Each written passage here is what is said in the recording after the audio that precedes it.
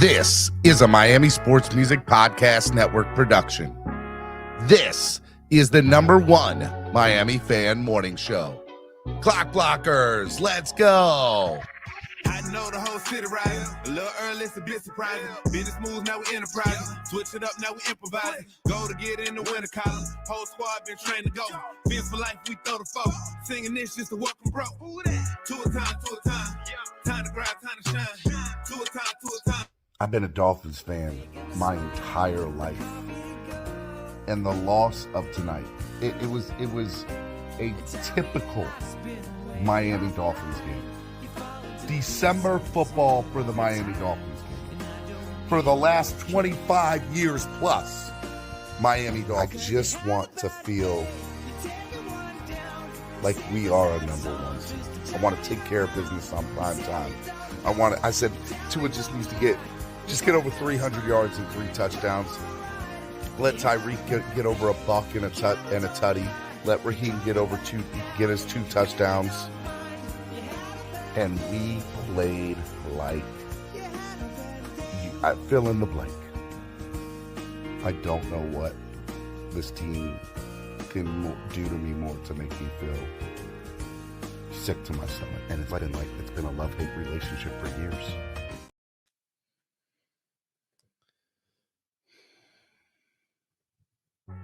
Man, let me tell you, that guy's not wrong. That guy's not wrong at all. It's been a love-hate relationship for years, cuz. Years. What's up, ladies and gentlemen? It is Clock Blockers, the #1 midday show. Oh, man, today's going to be a day. It's going to be a day today. We got about an hour and a half, 2-hour show for you. So this is a show for you. I'm going to go right up to when I got to go pick up my wife from the airport. She gets in at like 1:30. So I'll probably be here till 1:30 Central Time, which will make it, 2:30 your time. We going to do the thing today.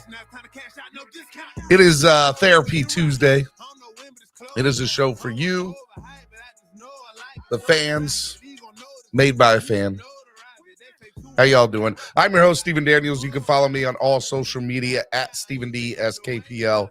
Spread kindness, positivity, and love. You guys can do that there, man. It's definitely it's good when you guys support me and are able to do stuff. And before we get going, I'm going to make some announcements this morning. So, and then we'll get into Therapy Tuesday. Follow Miami Sports Music everywhere at Miami Sports Music, except on Twitter or X, where it's at MIA Sports Music. If you haven't done so already, hit the like button. Hit the like button. Make sure you guys do that. It's a big deal. Make sure you guys hit the like button. Okay. What else do I need to talk to you about? If you want to help the channel grow, you can donate to. Still, I'll get into it, but if you guys want to donate, it helps, and it's going to help a lot in this transition mode for me. $MSM Podcast Network, or use the QR code that you see right on your screen, or MSM Podcast Network, or use the QR code that you see right on your screen. I want to give a big shout out to Tailgreeter. Download the app today on your current Crapple or Android device. Make sure you guys do that today, because it helps.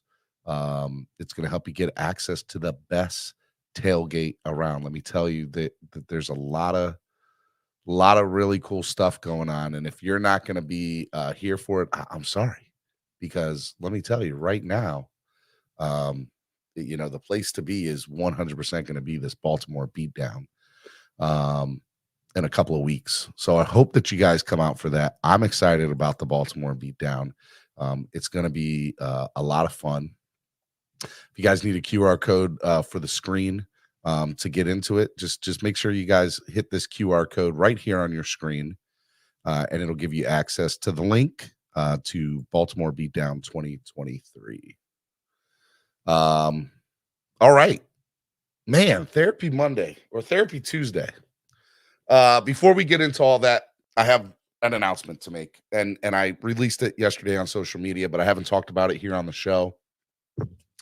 So I'm going to read the statement that I released on social media last night and, kind of give you a little tidbit of about what the future holds for me and for the show. Um, and It should be good. It'll be a good move. It'll be a good move for me. And you aren't going to lose anything as fans. You're just going to go to a different place now. That's all. All right. So, my announcement 3 years ago, I started a YouTube podcast with the support and encouragement of my brother and business partner, the Honorable Solo D. Clock Blockers was born out of a childhood dream of hosting my own radio show about my favorite football team, the Miami Dolphins. For those of you who do not know, I am more than a fan.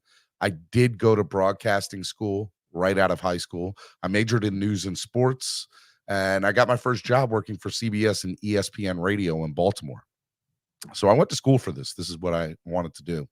I had a goal with Miami sports music to make content very fan friendly with a family atmosphere in the Miami Dolphins community.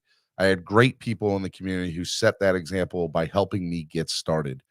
From TD Fins Talk, and let me tell you, my first few months, there was a lot of phone calls till 2 or 3 in the morning where TD was helping me, and how the business worked and how everything worked. And the same thing with Dougly Do Wrong. I cannot say enough about TD Fins Talk and Dougly Do Wrong for helping me feel like I was part of the family, feel like I was part of the people here. You say what you want about how they do, they might do their content. Those are 2 stand-up guys that I would literally do anything for, either one of those 2 individuals. They are absolutely amazing, and they helped me get to where I'm headed. So that was good. And many more. I had amazing people have shows and co-host regular with me on the platform. I wanted to create awesome opportunities for people to eventually have shows and move in a really good direction to become the best version of themselves. Now, I don't think I think I gave some of these people an opportunity to show them what they could do. But they were already doing a lot of this stuff on their own. And there's 4 people in particular that Dolph Freaky, who was the Miami Dolphins fan of the year. She did a few shows for us on the podcast network, but she's amazing. And she's starting to get in her own now in the marketing stuff and becoming her own brand. And I think she saw it in the beginning, and I just love what she's doing. She's one of my best friends. I love her to death. And she had a show on here for a very short time, but she did. CB83 had a short show as well as co-hosted some stuff. He's now with Roundtable Sports with TD. And that's really, really good. And then Jason Sarney, obviously an AP writer, and just went over to Dolphins Talk too. And Nikki Smokes co-hosted Tuesdays with me for over a year, and now he's at Barstool Sports. So shout out to all those people, and I felt that Miami Sports Music Podcast was just a platform for them, a step to be able to rise to where they wanted to go on their wonderful, amazing journey. And so I'm proud of some of the work that that people who were on this platform in some way, shape, or form, and where they're at and where they're headed and where they're at now. So I feel like I've accomplished that, and that was something that I wanted to do from the beginning on this platform, and it was really, really good. I do have a vision to keep creating and helping others, and that's still going to be my vision, my new place. I recently have been offered a new position with an established media outlet, and I will announce that in the next couple of days of said offer the new position that I received from them. I will stay on with Miami Sports Music as an advisor. I'll continue to run the tailgate and live events side of things with my partner, Ryan Keeling, who I love. He's absolutely amazing. What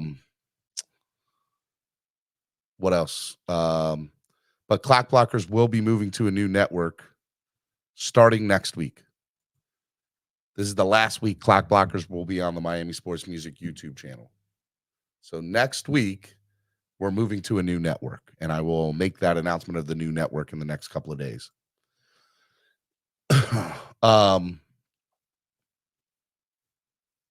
I want to thank a few people that have helped me get to this opportunity. Solo D, you're my brother. You believed in me even when I didn't believe in myself. You always knew I had this in me, and because of you allowing me to take over the Miami Sports Music YouTube page and this platform, I was able to get this opportunity that's been given to me. I will still and always be a Dolph fan with attitude for life, brother. Know that. Next, my wife, Tamika, my rock, my motivation, and the love of my life. Thank you for supporting me in this over the last few years with just hopes and dreams. Because let me tell you, it didn't always pay the bills. But you know, this is definitely it. I look forward to the future, and I love you more than anything. Know that, honey. Jamie Bahamas and Cameron Scott, you are both amazing individuals and have been great advisors to not only my professional life, but my personal ones too. You are the best listeners in the world. And without you two, Clock Blockers and myself never gets a chance to move forward. So Jamie and Cameron, if you're listening, know that I love you guys. And you two are some of the best people in the world. And I'm not exaggerating. That's how great you two are. And I'm blessed to have you both in my life. And thank you so much for helping me with everything. To contributors, hosts, co-hosts, supporters, listeners, and friends, Dolfreaky, Nando Talk, Nikki Smoke, CB83, Dougly Durong, TD Fins Talk, Batman, Ryan Keeling, Mark Angelo, the Fins Tailgate crew, all those guys over there from El Capitan and Lewis and Ali and Color, all you guys over there. I love the Fins Tailgate crew, and you guys are absolutely amazing.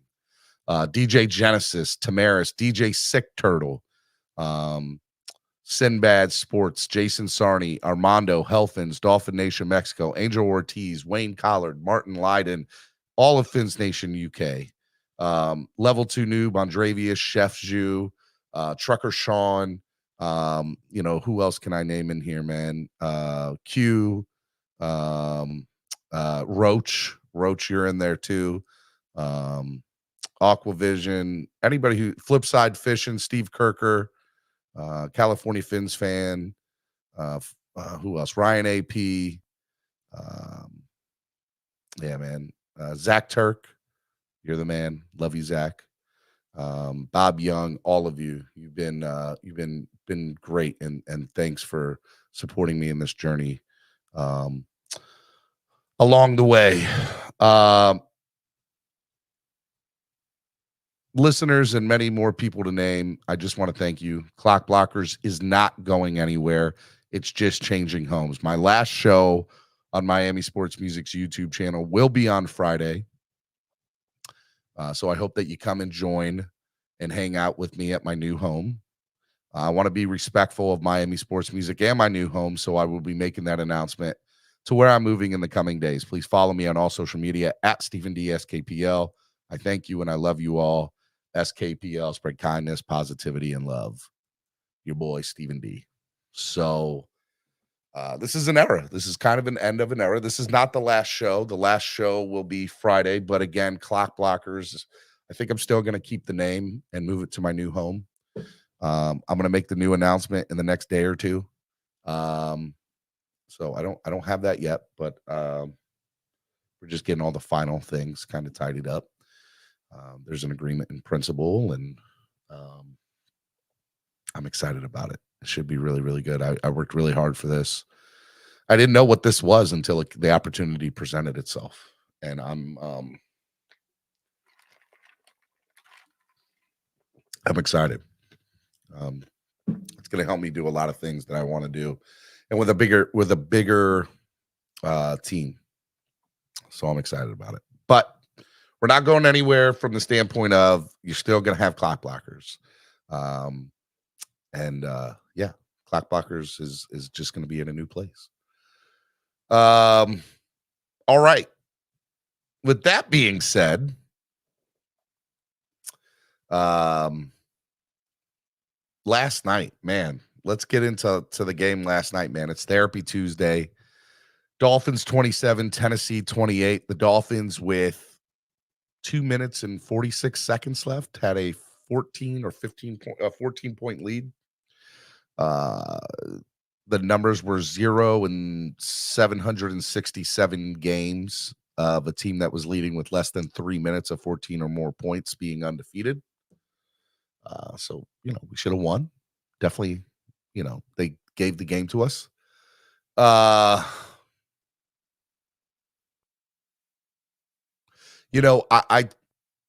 there's a lot of things that go into how I feel, man, after last night's game. Number one, and this is so random and weird maybe, but the thing that came to mind was the midnight miracle. Monday night against the Jets, losing, being up, 37-7 with like 10 minutes left in the fourth quarter. We got the game. I went to bed thinking we had won the game, and then, I couldn't go to sleep, so I turned on SportsCenter to see the post game, and it was in overtime.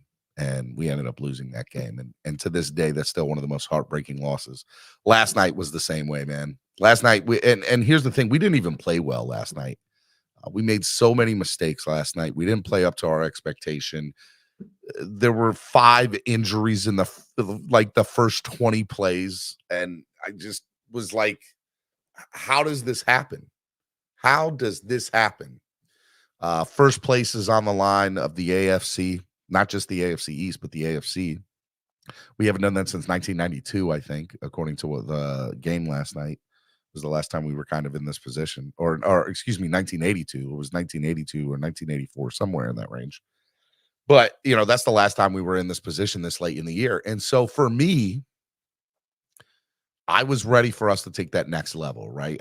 We're on a national stage. We don't normally always play great on national stages, but it was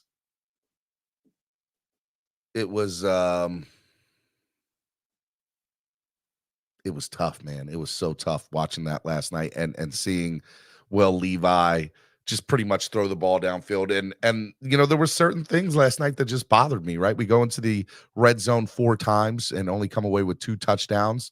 And the other 2 drives where we ended up kicking field goals, we didn't run the ball when we were running the ball. Like, we were averaging, 6.7 yards per carry the entire night, and we just did not run the ball in the red zone. So I'm cussing Mike McDaniel up and down sideways in my living room. Like, what the hell are you doing? Why are you making this call? Tua just, in my opinion, probably played one of his worst games last night. And is there factors that factor into that? Yeah, play calling's some of it. Number 2 is the injuries on the offensive line are definitely right. Liam Eichenberg is such a downgrade from Connor Williams, and we all know how I feel about Connor to begin with. So, I don't know what the deal is with Connor, other than it sounds like he could be out for the rest of the year. I don't know if there's an official thing on that yet, but and I'm paying attention to Twitter and X to see. But man, it was just rough, man. It was just a rough game. Now, let me state for the record, I do believe that good teams are allowed to have bad games. And a lot of the good teams in the NFL this year have lost to bad teams at some point or another. This is just our first time doing it. But there are too many things that just feel like, oh my God, typical Miami Dolphins, right? Number 1, December, right? We find a way in December to kind of just blow it. Whatever it is, just implode. Number 2, injuries. We've been playing with that.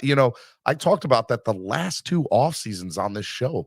For the people that watch on a regular basis, I am like, I don't know what we need to do. And it's funny. I've complained about the training staff and how they've gotten these players to be ready, and why do we have more injuries than other teams, it seems like, as we get into this part of the year. And I don't know what needs to change. It just bothers me. The other thing is, and there's so many things that are in this, right? Danny Crossman, how that man still has a job is beyond me.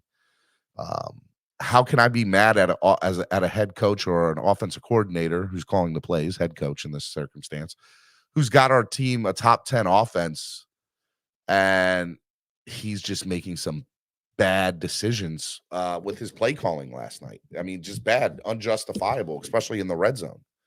O-line is completely obliterated.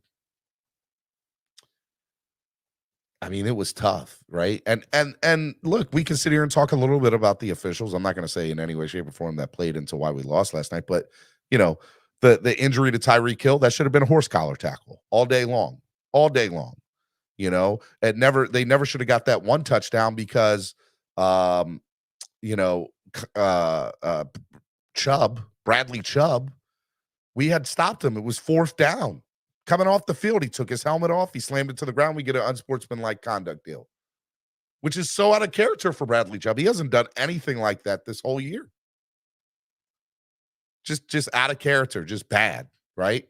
And I saw somebody on social media saying, "Man, Jalen Phillips is hurting us not being there because he's somebody that can, he's a leader within there, and they've kind of lost their leader." Duke Riley, for those of you who don't know, were the ones that were calling plays last night on the defensive end, with Jerome Baker out too, right? So, there was definitely there, and I thought that the defense was playing well for the first 3.5 quarters, and then we get into those final 2 drives for Tennessee, and we just imploded.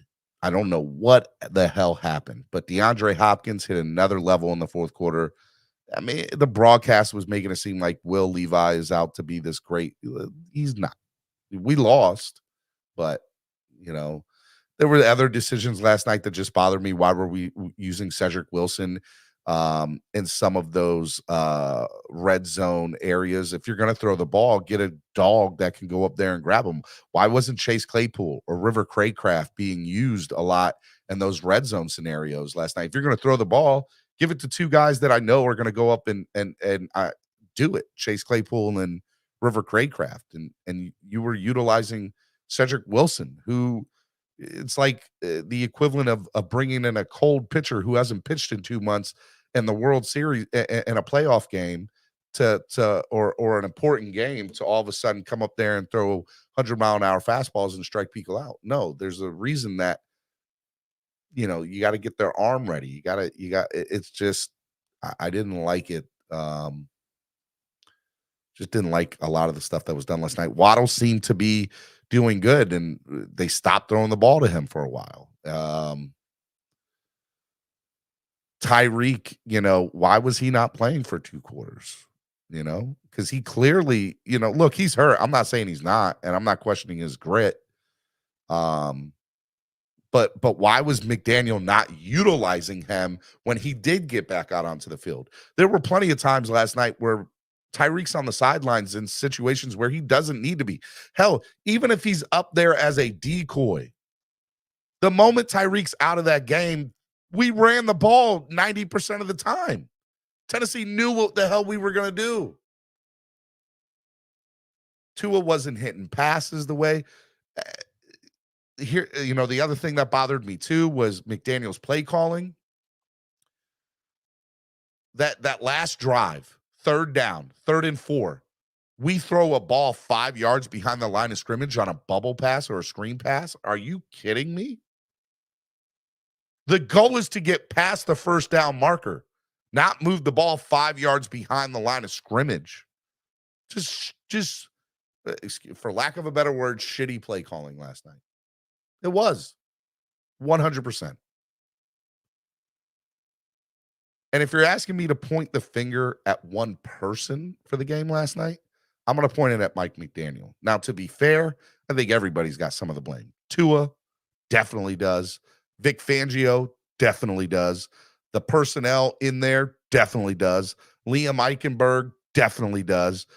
Bradley Chubb definitely does. I think that, there are plenty of people to give the blame to go around, but ultimately, even with all those things that are happening, to me, the biggest violation, the biggest gripe I have is with McDaniel last night and his play calling. It just bothered me, man. He just made some bad play calls last night. But it is a team loss, I guess, but it was such a heartbreaking and gut-wrenching game. They gave the game to us. We didn't even win the game. That's the other thing, too. We're up by 14 points with 3 minutes left. We didn't win the game.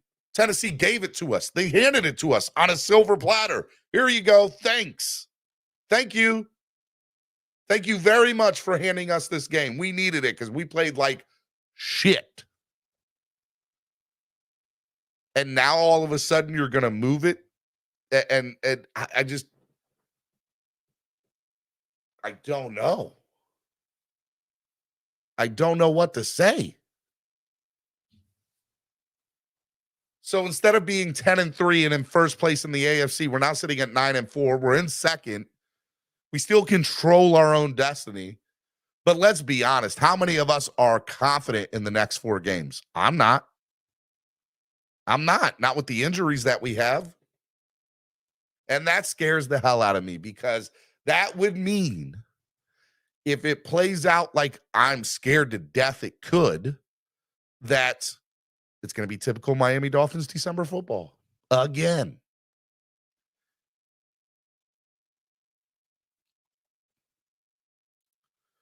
Now, I do see true Blazers, true championship teams do not put on a performance like that. Let's get something straight. And I'll give you a prime example. The Jets, when they were the wild card team and went on to win the Super Bowl that first time. The Jets, I think, had come off a Monday night loss or a Sunday night loss, and it was atrocious. Like, it was bad. And this is like week 13 or week 12. It was right before they got hot. It was a bad game, whatever it was. And they were like, well, I remember them saying on the broadcast, the Giants will be lucky just to win it or just to make the playoffs. Well, they got hot and they got in. And when they got in, they got hot again.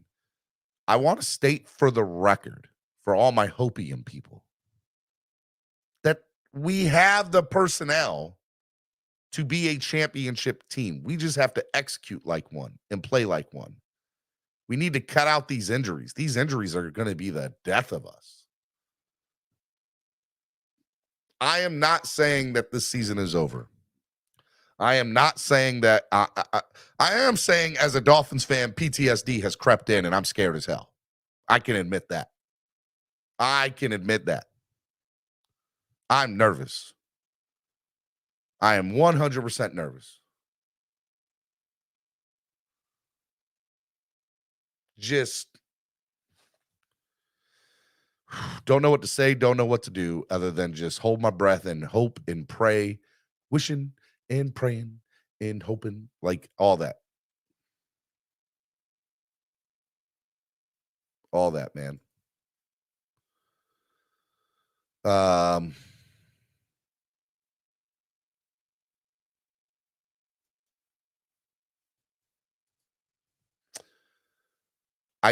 don't think that the way we played last night, we're not a Super Bowl team. The injuries that we have are not Super Bowl, like they're not, like they do not show us being a team that can contend for a title.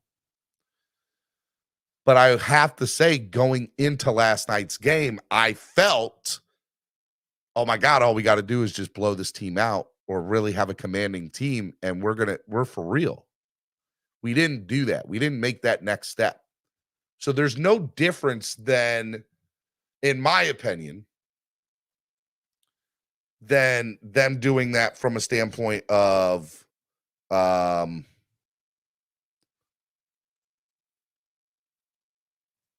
what the Dolphins can do to move forward. If let me ask you, if we had won the game last night, we're still kind of sitting here this morning saying, man, that was an ugly win. A win is a win, but it was an ugly win. And it wouldn't have made us feel, in my opinion, any more confident of how we're going to move forward with this team. But that's kind of where I'm at. So here's what I want to do. It's Therapy Tuesday. It is y'all's show. It is a show made for the fans by the fans. I cannot pin the chat to the top, so I'm just going to keep dropping it as often as I can. If people want to copy the link, I just dropped it in the chat. I'm going to bring y'all on one at a time. You're going to have any opportunity to say everything you want to say. This is y'all show. This is an opportunity for y'all. Let it go to do whatever it is you need to do. All right. Let me bring in the first guest. G-Man Dolphins. What's up, man? Hey, what's up? You remember me? I do. What's up, buddy? Nothing much. Listen, it doesn't even hurt anymore. This has been like, I'm 52. I don't know how old you are, but I'm 52 years old. Yep. I've seen collapses before under Shula, but I'm not going to even go back to history. I'm just going by this team. The roster is basically 80% the same as it was last year. This team choked last year, and the same people are at it again. Do you think that injuries played a factor into last night's loss at all? Yes, but the problem is this. Why do we keep breaking down physically late in December? I agree with that. I've been saying for the last two preseasons or training camps that I think the medical staff or the training staff needs to be evaluated on this team, because to me, it's unacceptable how we get into late December games and people are dropping like flies the last 3 years, let alone the last two. Right. 3 years. I'm just going back 2 years. But you know what? You're blaming the wrong person. You know who you got to blame? Christopher Greer. I know. There's a lot of people that feel that way. Christopher Greer, he likes to acquire injured players, and then he thinks he's going to sprinkle magic dust on them, and they're going to all of a sudden be healthy. And I think that's it's an easy low-hanging fruit to say that, and there's truth in it. Now, here's the thing. What I'd like to do, and I'm not going to do it, but what I'd like to know is the last 3 seasons, in the months of November, December, and January, the players that have gotten hurt, are those guys that were signed by Greer that have an injured history. Now, there's a lot of players on this roster that Armstead is one of them, right? Where is he? Where's Armstead right now? I mean, he's sitting on the bench, not doing a damn thing. Where he always is. Whose fault is that? Is it Armstead's fault or is it Chris Greer's fault? I mean, you could say it's Chris Greer's fault because he's the one who he knew what he was getting into when he bought the fruit, Absolutely. So you can't expect players to not be who they are. If a guy gets injured all the time, that's who he is. Stay away from them. Stay away. And by the way, I'm not arguing with you on that standpoint, because there are definitely players that prove your point. But it's not like it's 1 or 2 players, G-Man. It's 15 or 20 players in these months that consistently the last 3 years is not just 1 or 2. It's 12, 13, 14, 15 guys. Yeah, but you know what? Something interesting that Jason Taylor said something a long time ago. Mm-hmm. He said when he started the season in Miami, he played his whole career in Miami basically. He was 270 pounds, 265. Yep. By the end of the year, with all the practices and the games, he was at 240. Couldn't keep the weight on. So maybe our team shrinks literally in the heat, in the South Florida heat. He said he couldn't maintain his strength or his size. That's a very interesting theory, because Jason has, I know for a fact Jason has said his body broke down at the end of every year playing in Miami. So towards those last few years too. Wow, interesting theory. One that you should, I'd like to dive more into that on another show. But what are we going to do about that? Well, 2 things. A, can you do anything living in South Florida and in that Miami heat, right? Number 2, even if there is, how do you go about battling that? And number 3, to me, it says what I've been saying, that maybe we need a whole new medical and training staff in here, because how can these guys, like, if your job is to keep the players healthy and ready to go, I don't think that they've done that the last 3 years. Especially the offensive line. They can't keep the offensive linemen healthy. They're always hurt. Not just Armstead. They're always shuffling the offensive line around. You're never going to get anywhere like that. Never. 100%. Now, let me ask you a question. What did you think about McDaniel and Fangio last night? Oh, I've had my doubts about McDaniel for a while. Fangio, I know, is a good defensive coordinator. I don't know what happened to him last night, but McDaniel, to me, I don't know if you agree, he looks like a guy that wants to impress people with his play calling, and he wants to be fancy, and he wants to be the talk of the town, and like, oh my God, look at the Dolphins, they scored 70. No, I just want to win. I don't care if you score 20 and win, and I don't care if it's boring and you run the ball like the Giants did in the 90s. They won 2 Super Bowls while Dan Marino won nothing. I had a conspiracy theory last night that I brought up to my best friend Ryan Keeling, who helps me do the tailgates and stuff. And I said to Ryan, we're watching the fourth quarter together. I'm on the phone, and I said, Ryan, part of the reason I think that McDaniel threw the ball in those 2 drives in the red zone and we ended up settling for field goals is because I think that McDaniel wants to put Tua in a position to win the MVP. And so he was overdoing it by calling plays that made Tua look good. They didn't work for multiple reasons. Number one, in my opinion, they had the wrong personnel in there. Like, there's no reason Cedric Wilson should have been in those plays. It should have been Chase Claypool and River Craycraft, his primary targets on those plays, not Cedric. But right. But with that being said, do you think that McDaniel's trying to put Tua in this position to succeed and is overdoing it from that standpoint? Either way, either he's putting Tua, he wants to blow up Tua's stats, or he wants to make himself look like a great play caller. But the bottom line is he has ulterior motives that we don't need. Hey, I said that last night. Ryan said I was crazy, but you and I don't always see eye to eye, G-Man. But that one I have to agree with you with. Like, I said it last night, and you're confirming that I'm not the only one that's thinking that. I'm not the only one that's thinking winning is all that matters. I don't care about style points. That's why I said, why are we're averaging 6.7 yards per carry last night? Why in the world, at minimum, are you not running it at least one time with less than 4 yards to go in the red zone? Steven, you know what's going to happen? I see it coming a mile away. McDaniel's going to probably fail here after next year. They're not going to get rid of him, obviously. But if they don't do anything next year, they're all gone. He's going to go somewhere else, learn from his mistakes, and that's where he's going to win, because Stephen Ross keeps hiring first-time head coaches. I'm scared. I can't argue with that theory, because I said from the get-go, who did I want in the offseason 2 years ago, G-Man? I said Leslie Frazier, Doug Peterson. I wanted Doug Peterson. Pep Hamilton. I said, give me somebody that's been a head coach somewhere, that has a long-standing history, not some young first-time head coach, because young first-time head coaches make mistakes. Now, I want to state for the record, I love McDaniel. I think he's a genius. I think he's going to be a very successful head coach in the NFL. I hope and pray that it's with us. But, is part of the reason December last year and December this year, because he's trying to – last year I gave him the benefit of the doubt being a first-year head coach, saying, you know what? He was trying to stick with the game plan that he originally had at the beginning of the year, and now all of a sudden he's just trying to he just wants to see it to have a good measuring stick for the following year. You don't have that excuse this year. There's no reason you shouldn't have run the ball last night in those 2 red zones. I really wanted Doug Peterson because, number one, he won a Super Bowl. Number two, he was a former Dolphin. He was the quarterback when Shula won his 300th game in Philly. And we need experience. He's done it again. Joe Philbin, no experience. Adam Gase, no experience.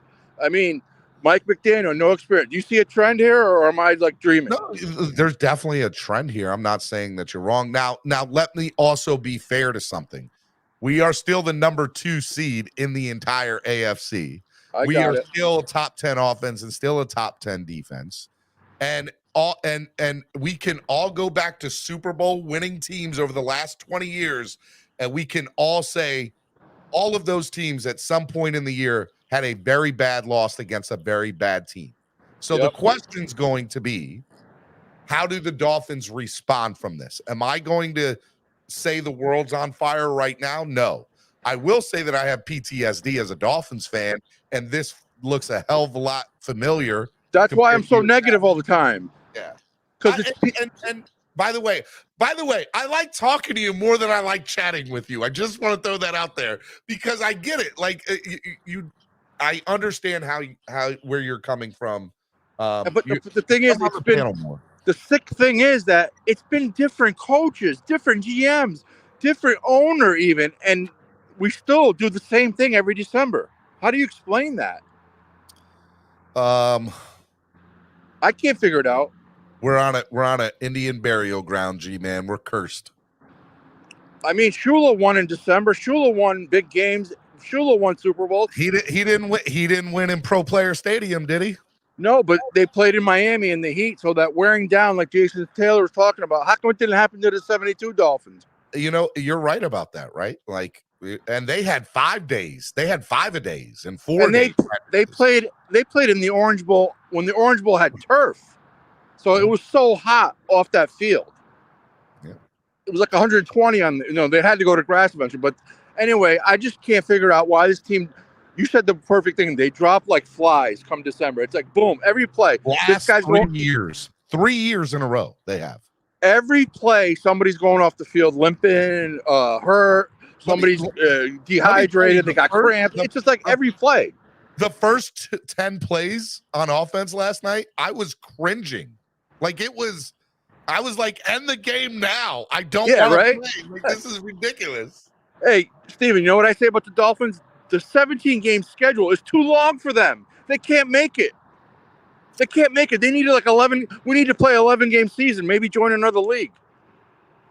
Hey, USFL and XFL have merged. Maybe you're onto something there, G-Man. It's just like the season is too long. The Dolphins, when they get to the end, they start dropping like flies. But that's all the more reason where, and by the way, I am pro Chris Greer. Want to throw that out there. But that's all the more reason that you should build your team for a 17 to 18 game season rather than who are the best players that I can get or what discount shopping can I do with injured players. We need to. I don't think you can do that in this long of a season anymore because you need guys that are gonna stay healthy the whole year, and that needs to be where the precipice starts coming for talent evaluation and scouting. How do these guys hold up? Durability needs to be number one in their evaluation from now on. I don't care how good a player is. He does nothing for me if he's on the sideline in street clothes. All right, you're right. All right, G-man, thank you for coming out. Hey, by the way, I like you a hell of a lot more talking to you, man. You need to come up here and talk to me more. Hey, listen, man, it's been 42. You wound up in the chat, G-man. It's been 42 years. I've seen nothing in 42 years. Nothing. Well, you guys down there, G-man. You guys down there make fun of the Marlins, and Big O makes fun of the Marlins. I know you know who he is all the time, saying that the Marlins have won 2 championships in my life. I've seen it. How can you make fun of that team when they've won 2 in my lifetime? Well, I haven't seen the Dolphins win, that's for sure. Nothing. I haven't seen them win anything. But anyway, thank you for letting me talk. Anytime, brother. I appreciate it, man. Have a good one. God bless. Bye-bye. Be good. Let me bring on this old man. This old man. He played too. He played knick-knack on my shoe with a knick-knack, paddywhack, give a dog a bone. What's up, Cameron? How are you, buddy? Dude, we got served the bone last night, right? Bro, we got served last night. Served. Hey, shout out to Color, man. Happy to see him roll through the tailgate last night, and everyone else who stopped by. Eric Carrier, Chef Jew, Bearded, Doll Freaky. Obviously, Solo did his thing, but it was a movie last night at the tailgate. Dude, I heard. So I saw videos last night of the tail. As a matter of fact, hold on, real quick. Hold on, let me. We had a good 300 people there, 350, like easy. We got bum rushed by a bunch of Canadians who came out from nowhere, like 76 Canadians in one group, another group of 30 Canadians. Like, where do these people come from? Well, I'm trying to go through like some of the video that Solo D put on last night from the tailgate, and it was a vibe, bro. It was a movie. Vibe. It was awesome. It was a movie. So what's the comments been like this morning, Stephen D? And well, we just had G-Man was the first caller of the day. I think a lot of people are upset. A lot of people are pissed, rightfully so. And that's kind of where it's at. You want to stay up here for a little bit and co-host, and we'll take some people? Sure, man. But can I talk about how I feel first? Yeah, go ahead. Because it's funny. I've told this story like 3 or 4 times this morning in my calls, and I sit in a section down low, and literally like the rows 3 in front of me and 3 behind me, we've all sat in the same seats for over a decade. Like, I know these people. I get Christmas cards from these people. Like, we're tight, right? Yeah. And the guy's right behind me brought his family, his wife and daughters, and his wife, man, me and her, chop it up. And when we went up 14 with like 4 and change left, and everyone was leaving, me and her both like looked at each other. We're like, we're not going anywhere, because we've seen this story before. Did it not have shades of the Midnight Miracle against the Jets last night? It did. No, 100%. I don't know, and because for these reasons it didn't to me. Number one, it was so Dolphins. Number two, like the vibe of the game from the first quarter with all those injuries, bad. Like, and then I got the feeling the Midnight Miracle, we were up and we were playing good for 3.5 quarters. Well, that's the difference, right? Because our offense really didn't play well for various reasons. Scored no points. Scored 0 points in the first half. Well, 6 red zone touches and a field goal until, the Titans inexplicably fumbled a punt and fumbled again within their own 10-yard line or something like that. And I'm glad you said that, right? So you said 6 red zone appearances. Yeah. By the way, we for a long time in this season, we were number 1 in red zone conversions. Well, and so you want to talk about that and how I feel about that real quick is that why in the hell with the best running attack and red zone running attack in the league, Mostert with the leading touchdowns, are we throwing fade patterns to Cedric Wilson or Tyreek Hill even? Like, run the mother jumping ball down their throat. Zone run up the middle. You got 2 of the fastest guys in the whole damn league, in your backfield. Why aren't you running the ball? I don't care if you get stopped, run the damn ball, kick the field goal, but to throw fade patterns, like. By the way, to Cedric Wilson, not to River Craycraft, not to. I don't care if it was Randy Moss out there and Randall Cunningham. Like, run the damn ball. I agree. They should have. And I was screaming up and down at the top of my lungs. Secondly, like, people like are giving Tua a bunch of shade. Tua didn't lose the game up 14 points with 4 minutes to go. He did not. Tua didn't pick the plays. Tua didn't give up 14 points in the final 3 minutes. But my point is that Vic Fangio got cooked by a wide receiver who, for all intents and purposes, is kind of at the top of the hill or aging over it. And he had the best game of his year, 148 yards and a tutty. Stephen D, no shit. Like, he was so wide open on that last drive on those 2 plays that I swear to God, if you were running that pattern, you would have caught the ball. I'm fat too, man. I don't know if that would have worked out well. That's how open he was. That's how open he was. And I get it. Like, Tua didn't, when he had the opportunity. But listen, again, like, injuries are something, and injuries are something that. By the way, was the feeling in the stadium in those first 10 plays where it was like, were you all inside the stadium saying, what the hell is going on with all these people dropping? Well, not only people, like our offensive line, right?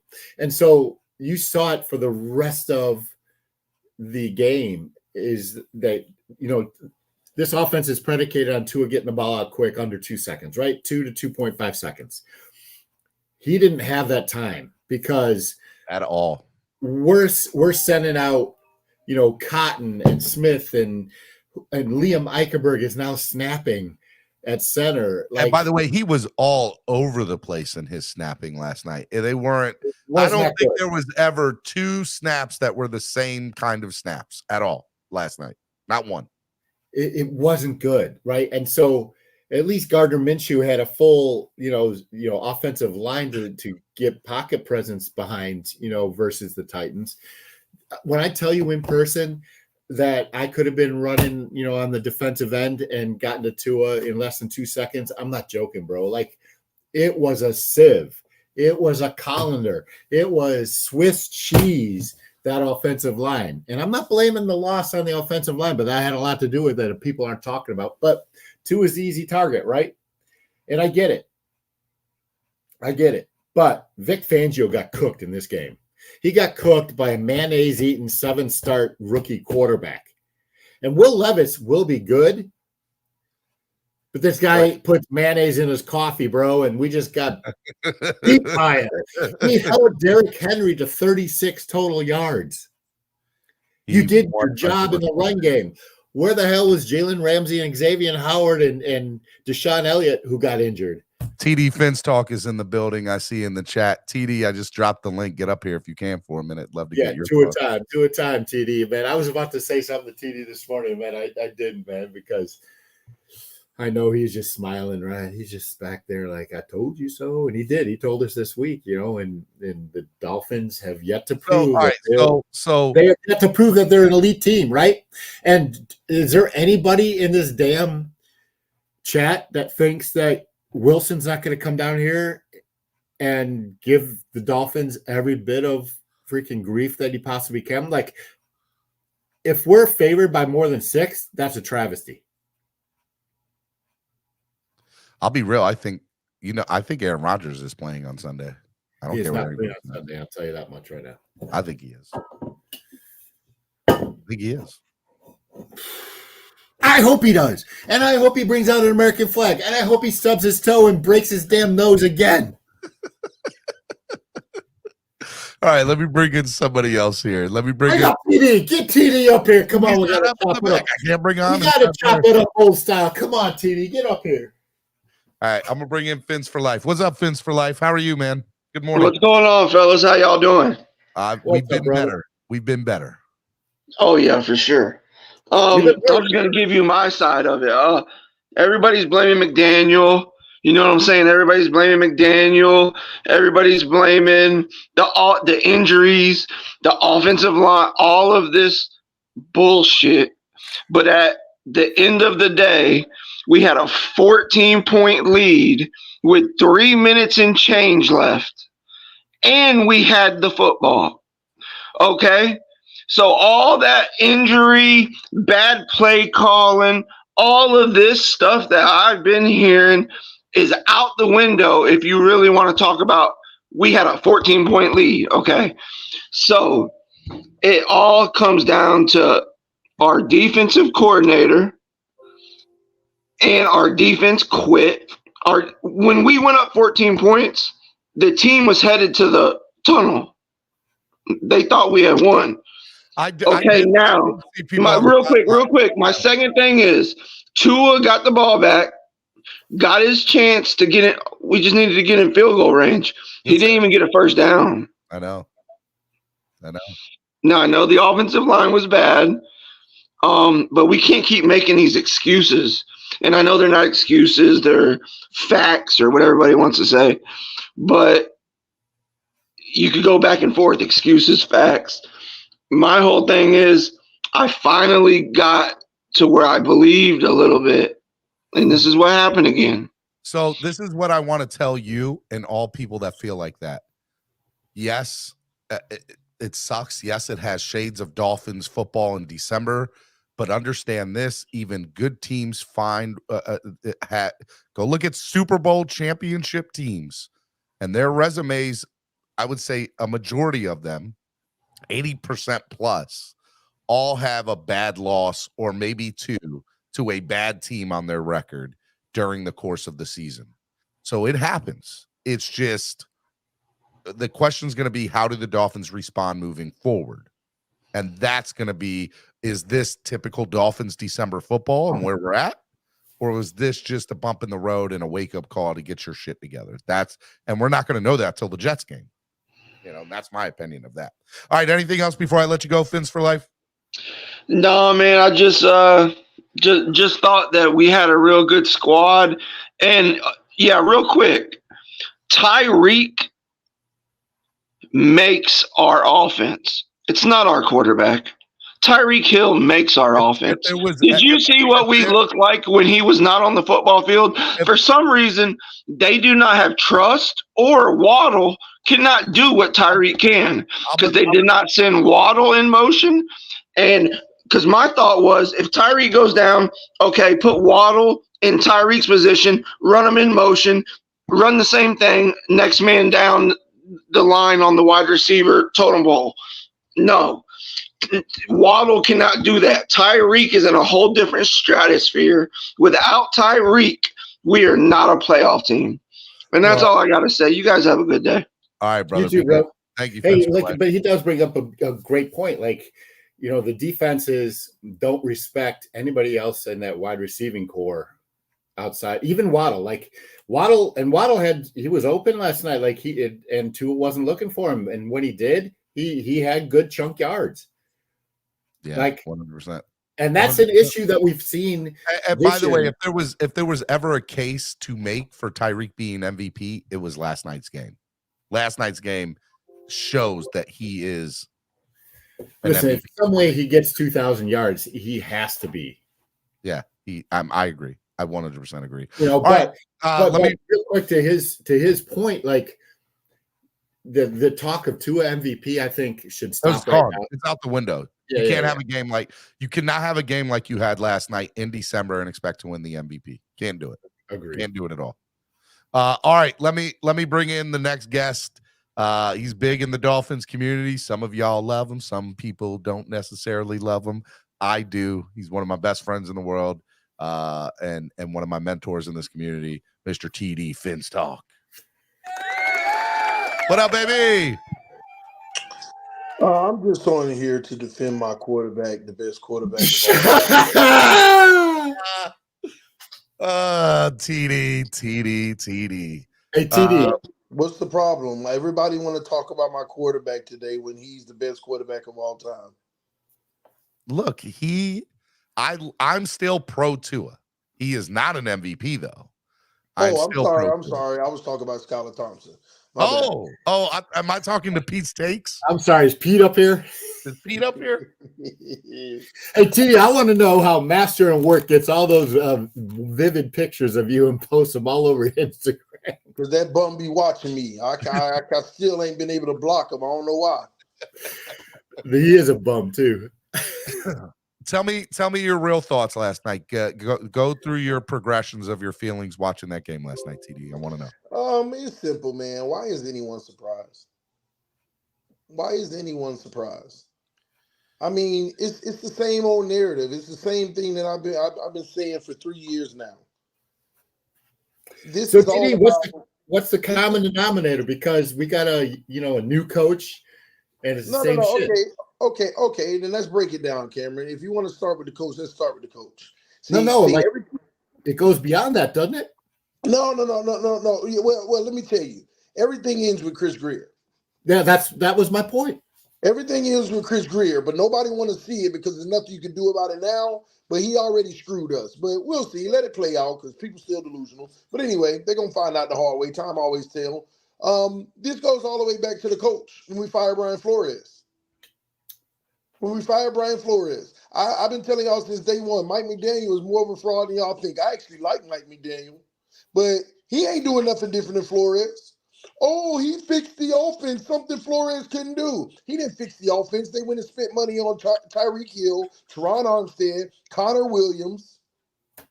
They went and spent money. That fixed the offense.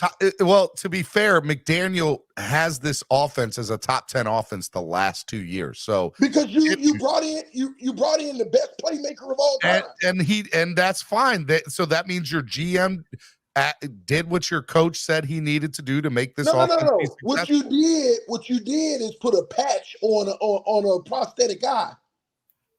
You put the patch on the eye. And every time you remove that patch, which is Tyreek Hill and Armstead and them, they're the patch. That prosthetic eye is still there. And that Well- prosthetic eye is Tua Tagovailoa. Well, No, man, it's Chris Greer. We just said it. Because Armstead hasn't been playing most of the season, and with the exception of last night, the offensive line has looked pretty damn good.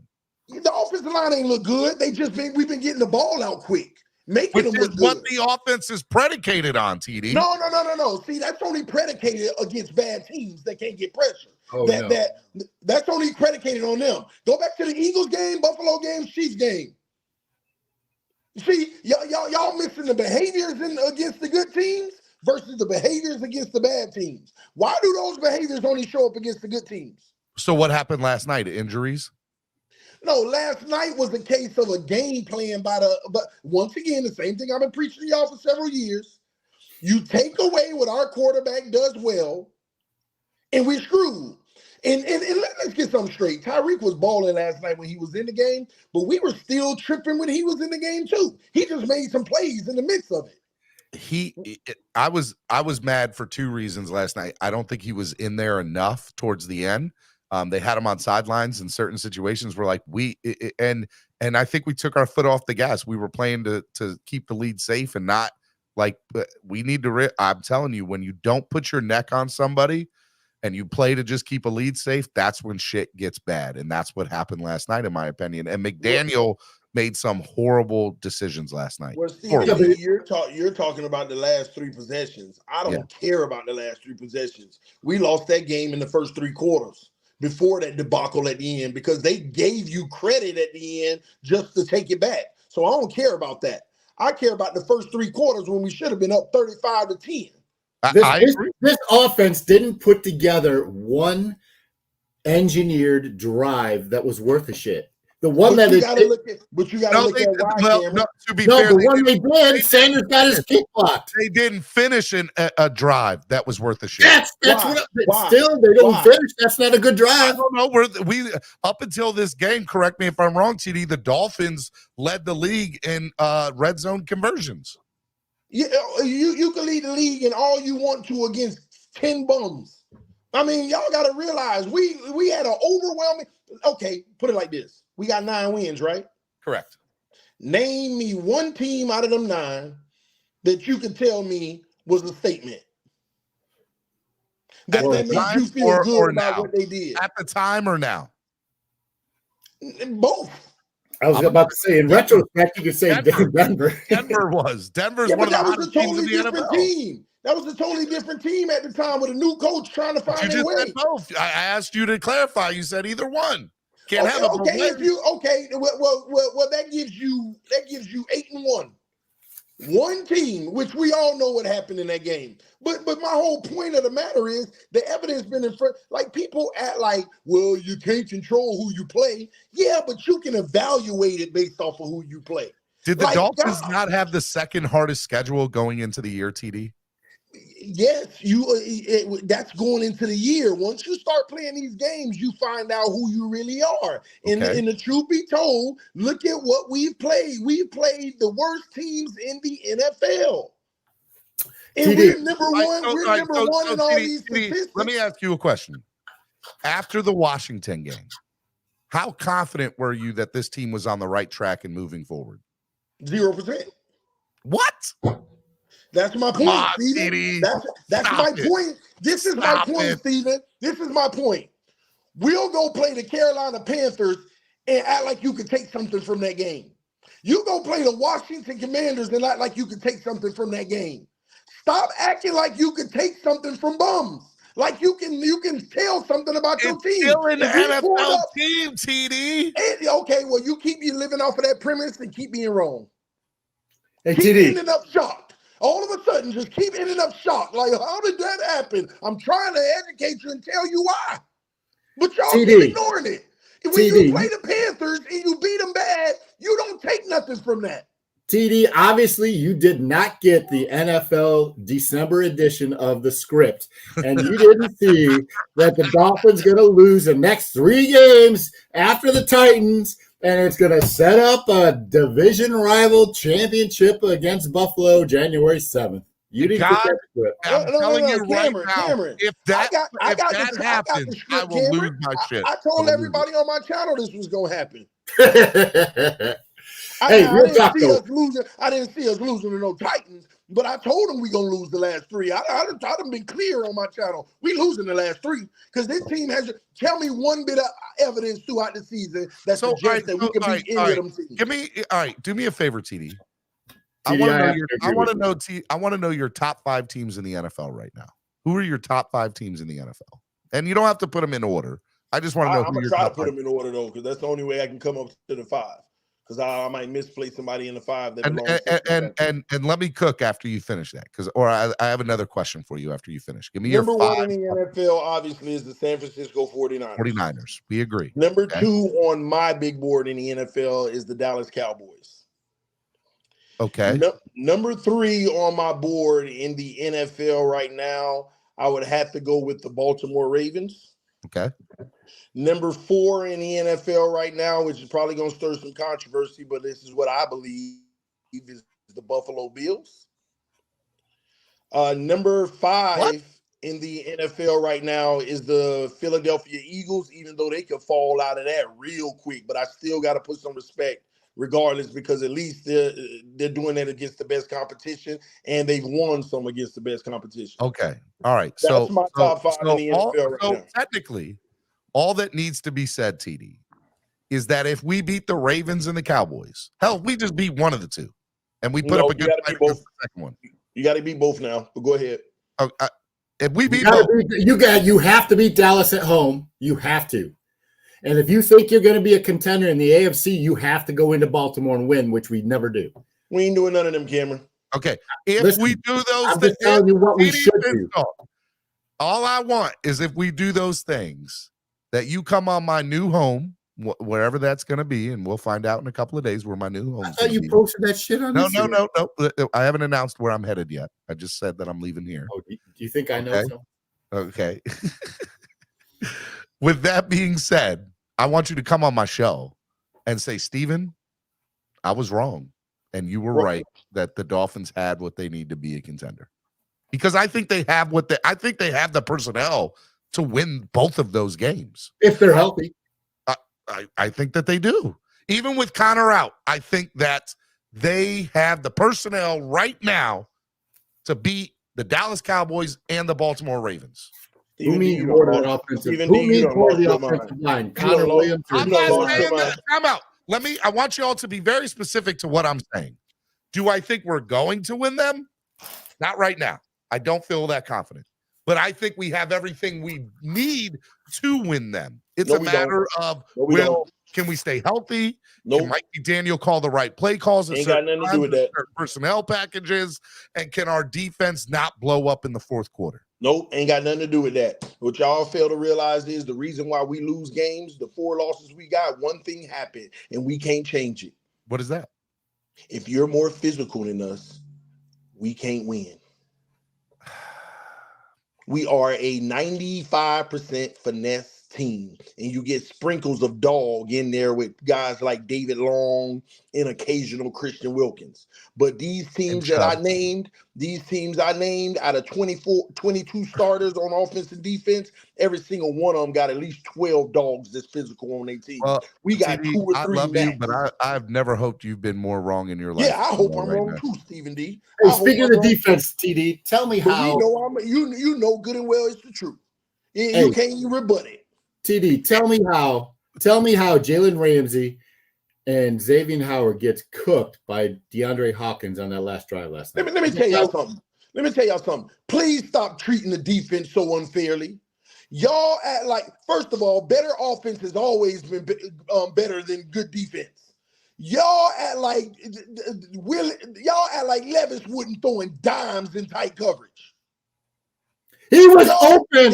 He was so open. You could have been open, TD. You talking about the one cross? Cameron was there, TD. He saw it. He saw the whole field. You talking about the deep crosser going across the middle? That happens in every game again. He had 148 yards of offense last night. Yeah, but 100 of them yards came in tight coverage, and Levis was out there throwing superb dimes in tight coverage. I swear to God, TD. I swear to God, TD, you and Steven both could be the flankers on that offense last night and been wide open. Bro, there I'm weren't telling many you. passes like that he was wide open. Will Dude, Levis they were took playing chances. soft zone coverage for some stupid reason. Will Levis took shots and chances and dumped balls in right in stride and double and triple coverage, bro. Will Levis could have thrown the ball left-handed and he would have completed those passes. That's how open he was. Y'all coming down on the defense unfairly, man. They play, the defense all fuck. right. Dude, all right, so tell me this. If this is a championship team, how they blow a 14-point lead to a mayonnaise drinking 7-star quarterback? Because your quarterback. TD doesn't think Because they're our a quarterback got championship team. outplayed. It's TD, a you rhetorical don't think this question. is a championship team, do you? I know it's not. I mean, gosh, I've been telling y'all since day one. I've been living in hope, though. That's the one thing I changed. I at least came into this season Welcome with to hope. Hopium. If we could You in the right do place, this. TD. I'm Mr. Hopium himself. Okay, Man, I tried to adopt hope this year too, and I still got hope. I still hope we do something special. But the evidence is right in front of us. I haven't lost my hope. As a fan, I hope we win a Super Bowl. Do you think that your PTSD as a Dolphins fan is playing into this, though? It has nothing to do with PTSD. I'm asking you, do you think it plays into it? The answer is no, and here's why. This is why it's not PTSD, and people need to stop saying that. Give me 1 ounce of evidence in 13 games that suggests that we can beat the best teams consistently through the rest of the season and the playoffs to win a Super Bowl. What iota of evidence have we showed in the regular season that'll say we did this, and that tells me we can compete with anybody? Give me the evidence. Real quick, Stanley Wilson, $10 donation says, from a Titans fan, do y'all think we have a franchise quarterback? Will The Levi, answer is simple as 0. I don't think Will Levi. I'm not sold on Even him. D just ignored the question. No, I'm not ignoring it. Somebody paid $10. I'm going to answer the man's question, TD. Okay? All right? Now, as far as your question, to answer yours, TD, I'm going to say this. I think that the Dolphins have looked the best that they have looked in 25 years. And with that being said, for me, I have to have hope that we can turn this around because for 2 reasons. Number one, I don't think the NFL is as strong as it's been in the years past. We're back to talking about turning this around. That's the thing that sucks. Okay. Well, exactly, right? And we're 9-4. Now, if we finish the year 9-8, everybody's got to go. And we need to blow the whole thing up. But if we make the playoffs and win a playoff game. Starting where? At Greer, right? Oh, yeah. I mean, look, if we go 9-8, everybody's gone. At the beginning of this conversation with TD, and I said the denominator. We're not going 9-8. We're going 10-7. And so what's the other win we're getting? Next week? The Jets. On a short week? Doggone right. And if we lose to them bums, I'm driving down to South Florida and I'm throwing hands with everybody. Hey, I'll have the ring set up at East 32, TD. Let's go. Nah, we street fight.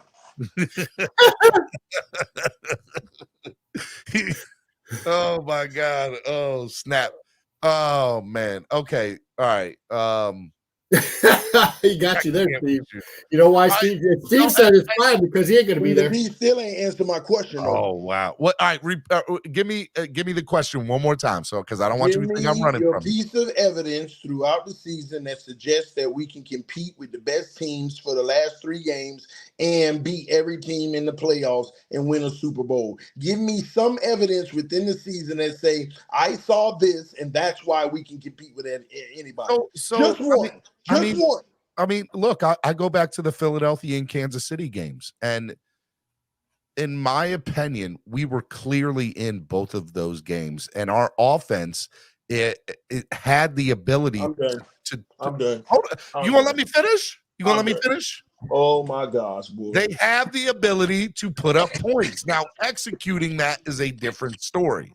And to me, sometimes execution comes down to personnel decisions, calls being played by coaching staff on the field. And so, and also look, execution, right? So I think we have the staff and the personnel to win those games against those good teams. We Bro, we got only bullied. we got only bullied in lost to both of the Kansas games. City by 1 touchdown, and it was because at the end of the second half of the second quarter, Tyreek did something he never does, and that's fumble, and that was ran back for a Kansas touchdown. City ain't been a good team all year. They ain't too far from us being frauds. Okay, well, I'm not actually going to deny you on that one. But Philadelphia, What about Philly? They dominated us. They did not. We were in that game. Dominate There's us. 6 or 7 minutes left. It was 1 touchdown. It was 1 touchdown game with 6 or 7 minutes left, TD. Stop it. I'm about to say something. I know TD is going to blow his head off if I say it. Go ahead and say it. The officials dominated us. Yeah. Yeah, TD.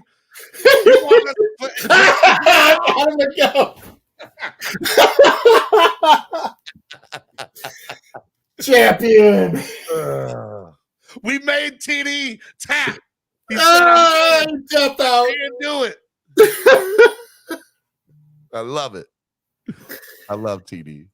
What up, Greg? Good morning, Greg. Greg. I play. Are you a Falcons fan now? Cut my music. Cut my music. Let me talk to you. What can go wrong will go wrong. This team is cursed. We're going to lose to the Jets. Then we're going to lose to the Cow. We're not winning another game. It's going to be worse than last year. But this time we're going to see it at Hard Knocks. This team has frauds. This team sucks. What can go wrong will go wrong. It will always go wrong in December. Mike McDaniel, this guy's a fraud. When Tyreek went out, there was no adjustments. Where was Weber Craycraft? Where was Jalen Waddle? Where was Braxton Berrios? Where is Darren Smythe? Where was Chase Claypool? On the sideline, looking good. They get paid to just stand there and watch. We don't use them. If I were them, I would demand trades. Unbelievable. And Bradley Chubb, this guy gets paid millions and millions of dollars. He goes in the press conference. Oh, we were looking at playoff seedings and stuff. But meanwhile, he cost us a game by throwing his helmet. We would have won 27-24. Facts. That's a fact. You done, Greg? Are you good? Yeah. No, let him go. Cook, Greg. Get it off your chest. I got it off my chest. I got it all out. You needed to release that. You needed that. Take a deep breath, Greg. Take a deep breath. And while you're doing that, literally walking out of the stadium, I saw somebody punch a tree and break his hand. Are you serious? No joke. Bro, Dolphins got people in their feelings because I was in it last night. I'm not going to lie, though. I was in my Bro, I woke my mom up last night. She was not happy. Greg out here waking up your mom. Stop it, Greg. Stop it. All right, Greg. I love you, buddy. Let me tell you. It's going to work out. I just reverse jinx. We're going to win out. I love it, Greg. All right, Greg. Be good, buddy. I will. Thank you. Bye. I love Greg. I don't care what any of y'all say. Good morning, Pete. What's up, buddy? Good morning and happy holidays to everybody. You, Steven, Cam, shout out to TD, everybody out there today, man. I hope you guys are feeling better. Remember, it is December. Remember the Titans. Bro, December, Steven. Hey, real quick, speaking of that, Cameron, the Dolphins scored their last touchdown, did the Remember the Titans dance, and I said, don't let them. I told Ryan and I were watching the game on the phone together. I said, man, don't let the Dolphins that disrespectful. And boy, it came back and bit them. They should look. I'm gonna be real. I love their touchdown celebrations, but last night and the way that they played, there was no reason for any touchdown celebrations. Not one. Not one. That's not right, Steven. It is like that. That's not right. No, they can celebrate. They're putting up touchdowns. That's what you do, and that's what they've been doing all year, right? So now because hold on. So we can't just sit up here, Steven, and say that the Titans got lucky. Hell no. How many times have that happened in the history of NFL? Being up 14 points and in that late in the game, how many teams have been able to pull that off? The Dolphins gave it away, bro. What are you talking about, Pete? Listen, and the Titans tried to give it away. Of the Ravens and Dolphins game of last year. The Ravens gave it away last year to us. Pete, I knew we were cooked when they converted that 2-point play. Good morning, Finn Sasson. Finn Sasson, this is today, just so you know. It's Therapy Tuesday. You know what, Steven? First of all, Steven, I'm sorry. Congratulations. Now, I do got to say congratulations to what you've accomplished and everything. I hope you're proud of yourself, and I hope you continue to grow, and you know, you're already good at what you do. So I'm glad that you were able to get those opportunities. But now I must say, I'm not happy about it. That's the truth. I'm going to miss you here. And Clock Blockers isn't going anywhere. No, I know that, but I know that, but I will miss you here. Tomorrow night, you're probably going to get the announcement of where I'm headed, and you'll be happy where I'm going. And then I know I'll miss you here because I have concerns. What if they hire a two-and-ear that doesn't allow me to speak my actual thoughts? Well, you know, at least you always gave me the opportunity to speak my thoughts. Will Wilding Out Wednesday will that. still be a thing. Victory Mondays and Therapy Mondays will still be a thing. Hopefully more Victory Mondays than Therapy Mondays.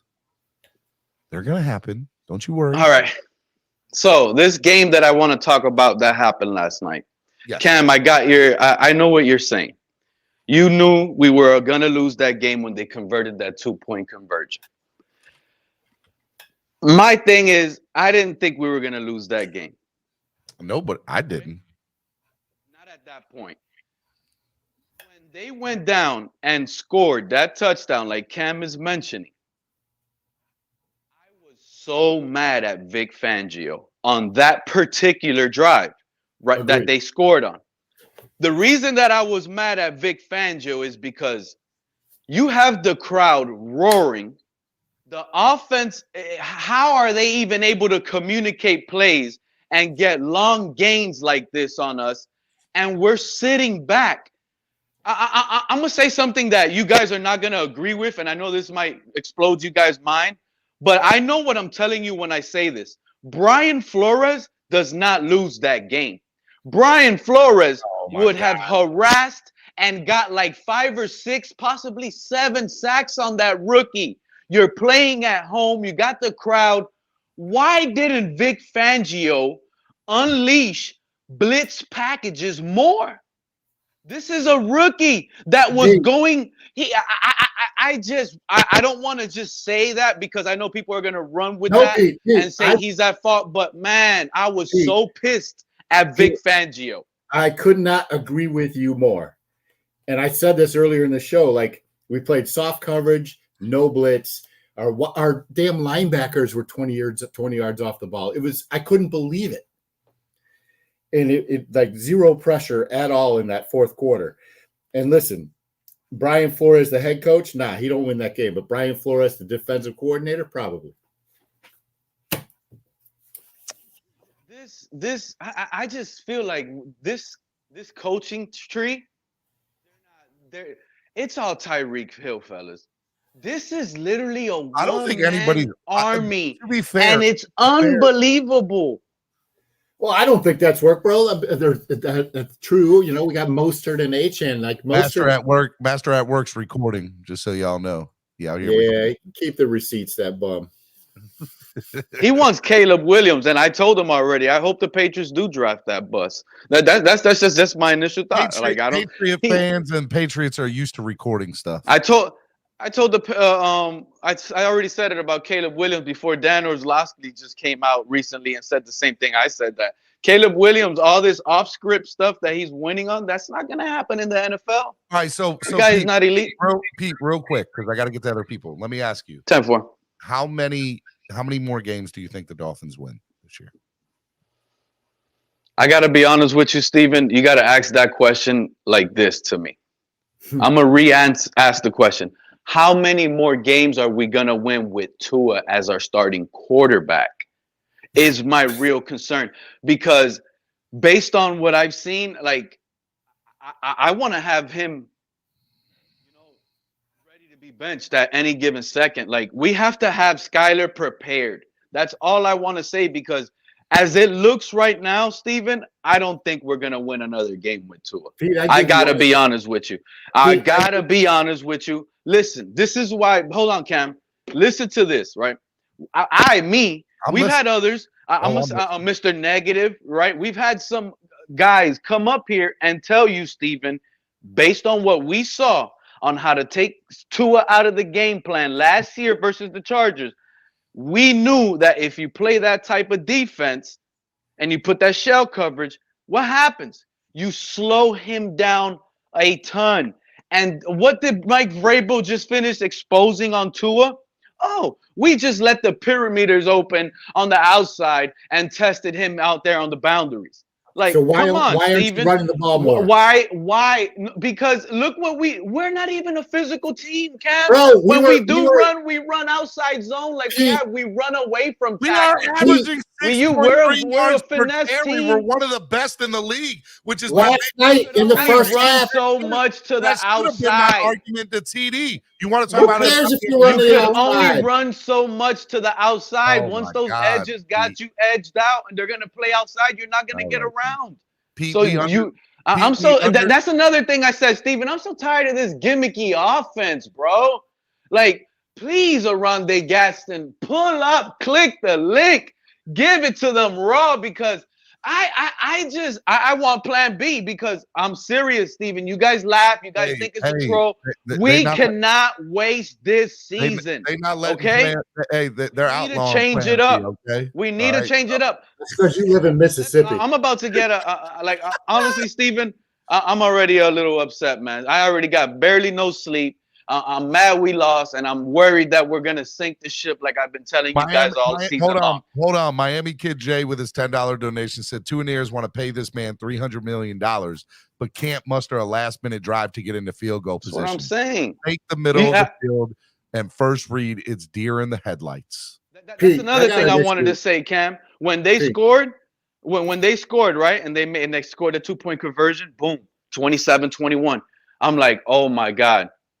If Tua doesn't get a first down, they're gonna go back down and score. Boom, no first down, right? They go back down, they take the lead.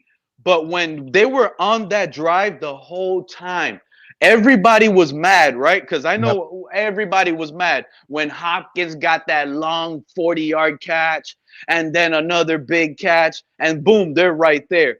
You know what I said? I said, man, I hope they hurry up and score and just give us at least the 2 minutes, because we don't have no timeouts. Yeah, and we don't have no timeouts. We were I just didn't want them to chew clock. So I was actually happy Henry scored, because I didn't want them to chew clock. And then we get Tua. I'm thinking, okay, let's see what happens. He's in a crunch time scenario. He has way more than enough time. He's in a situation where he can make some plays here, win a game that he should have never been losing like this, but still silence the doubters, because it would not have been loud. I'm a little upset that there's a lot of flip-floppers going around, Steven, because I've been standing alone here looking for those guys, and they've been hiding. And now Tua comes out, and now they all want to flip-flop and start like where those guys been at, Steven, when I've been up here by myself that. You know what I'm saying? Pete, all right, but Pete. I'm done, man. I'm upset, Steven. Fins up no matter what. And please, free Skyler Thompson. We got other people. Free Skyler. No, Pete, before you go, man, if you were at the game last night, I'd be pissed. You don't love me? By the tailgate. I love you too, Steven, but I'm mad at you. You didn't come by the tailgate, Pete. You didn't go by the yes, tailgate? sir. Yes, sir. Yes, sir. Yes, sir. What? We'll be right. We'll be at the tailgate. Yeah, I better see you. You better come up to me and say what's up, so we can take a picture and send it to Steve. And wonder why he's not there. I'm like TD. I don't. Steven is not going to be there. Anymore. Man, hey, Steven, let the guys up. Fins up. Fins up, I'll baby. hear about you guys later. Bye-bye. See you, Pete. Ben and Josh. Good morning, Ben and Josh. What's going on? Morning. Hey, get on camera. I saw you guys on camera. Get on camera. What up? What's going on, man? What up, fellas? Having a bad fucking Tuesday. I can tell you that. Hey, man, I ain't mad. Hey, I'm with you in the same boat, man. Hey, it's Therapy Tuesday. Tell me how y'all feel. Give it to me. Give it to me raw. You know what? So, to be honest, I mean, obviously that game sucked. But you know, dude, TD, listening to him, dude, biggest Tua hater, man. Like, he is. He's 100% a Tua hater, man. Are you Ben or Josh? I'm Ben. Ben, he's the biggest. He's the biggest Tua hater there is, and I'll tell him that every day. Yeah, so you know, at the end of the day, did Tua have an opportunity to do something? 100%, 100%. So I blame this game on three things. Bradley Chubb, that was a huge mistake, out of character. Number two, that defense, like, dude, Xavier Howard and Jalen Ramsey are, I mean, come on, they're one of the best, right? They just, I don't know where they were. That defense, play calling, whatever you want to call it, that zone, whatever, that just sucked the last two drives. Is that the worst game we've seen from Jalen Ramsey? Yeah, dude, look at his tackling technique. He got ran over by Will Levis, like head down. Like there was no form tackle at all. Horrible. And then my biggest thing is, like, you know, everybody talks about, like, and I guess like 1 and 1A. You know, everybody's, you know, take the middle of the field away from Tua and all this other stuff. That's fine, but you got this brainiac coach that can run the ball really well. Why didn't we do that the last two drives, even just to kill clock? Like, I mean, look, I agree with that. I agree. It's just I said at the beginning of the show, and I'll say it again. There were we can point the finger to a lot of things, right? We can point the finger to Jason Sanders and the missed field goal. We can point the finger to special teams, and because of that, as well as other things, we can point to Bradley Chubb throwing off his helmet and extending that drive and allowing 4 more points to get on the board than what should have been there. We can go and look, but if you're asked, Tua definitely made some bad plays last night, right? But for me, if you're asking me if I had to pick one person to get the blame for last night, it's McDaniel. McDaniel gets it. Yep. He made bad personnel decisions. He made bad play calling. He put us, just decision after decision last night. McDaniel, in my opinion, I love McDaniel. I'm a big fan of his. But last night, in my opinion, because of the decisions that he made with play calling and personnel, we lost the game. Forget everything else. Forget everything else. So, Steven, I got a question. Like, why do you think they're not playing Chase Claypool? Because, like, you know the kid has talent. You know, last night when we had Cedric Wilson in there, and again, personnel decisions, right? Right. When we had Cedric Wilson in there, I was like, why is Cedric in here and not, at minimum, River Craycraft or Chase Claypool? Or both. Right. Like, River Craycraft is great in the red zone in touchdowns. And Chase Claypool is a guy you can just lob it up to. But we're sitting here lobbing it up to Tyreek, and we're sitting here lobbing who, by the way, the one play that they did lob it up, or 2 plays that they did, it was okay, but Cedric Wilson? I mean, it was okay, but that was at what? That at the about the 5-yard line, correct? They were at the 4. They were at the 4-yard line. And we're getting 7 yards a carry. 6.3 yards per carry they were getting last night. Right. Why the hell are you not giving it to Moser or Achane and giving? I'm gonna tell you right now. I said that third drive when we ended up scoring the touchdown off the short field with that first touchdown. Yeah. Back in the second half, I said I don't care if they don't score again in the red zone if they hand the ball off 3 times, but they better damn well hand the ball off 3 times. Oh my God! Me and Ben were literally pounding the table because they were out on the ball. I could have lived with not getting a touchdown if you handed the ball off 3 times. I would have been mad, but I could have lived with it because it was the right decision. But to sit there and throw the ball in those first 2 red zone appearances, minus the fumble one. Like, it was like, come on. What are To we your first guess doing? on what he said. I do feel like, and I love McDaniel. Don't get me wrong. I mean, the guy's like, I think he gets in his own head. I feel like he's like trying. He to wants be- to. he's He too wants cute. to make or prove that Tua is the guy because that was his project. That's You my know, view. I told y'all I had a conspiracy last night that I'm like, I think he just wants Tua to be the MVP, and that's why he's throwing these up to it. I agree. Touchdowns to pad his stats. And I was like, that's the wrong call here. The goal is to win football games. And if we had done that, if we had made those decisions instead of trying to pad his stats, and by the way, that's a conspiracy theory. I don't know if that's true or not, but to me, it's the only thing that even remotely makes sense as to why you're throwing the ball in those scenarios and not running it. Yeah. I mean, that's the only thing I can think of. And then you got like Achane is also another one who he just finds the end zone. Yep. He finds it. Mostert finds it. Give him the ball. 100%. 100%.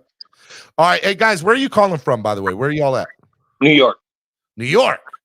Upstate. All right. Upstate. All right. So you know Trucker Sean? Yeah. We met him actually in Albany Airport on our way down for the Carolina game. Guys got to come down for the Baltimore game, man. We're thinking about it. Hey man, I got extra tickets, game tickets, and then there's plenty of tailgate and meet and greet, and they're still got rooms for the night there too at $119 a night with the hotel that we're at. So send details on that. I would with the tickets and stuff. DM me at Stephen DSKPL. DM me and I'll send you all the info, guys. Cool. Yeah. Right. Thank you. And get up with Trucker Sean because I think he's coming too. So maybe all 3 of y'all can go together. Perfect. Oh, that'd be awesome. All right. So, all right, man. I appreciate you guys. Thank you for supporting the show, man. Yes, sir. Hey, one more thing, Steven. I just wanted to say thank you for the Admiral. We were there as guests, and you guys, it was awesome. You guys put on a heck of a show.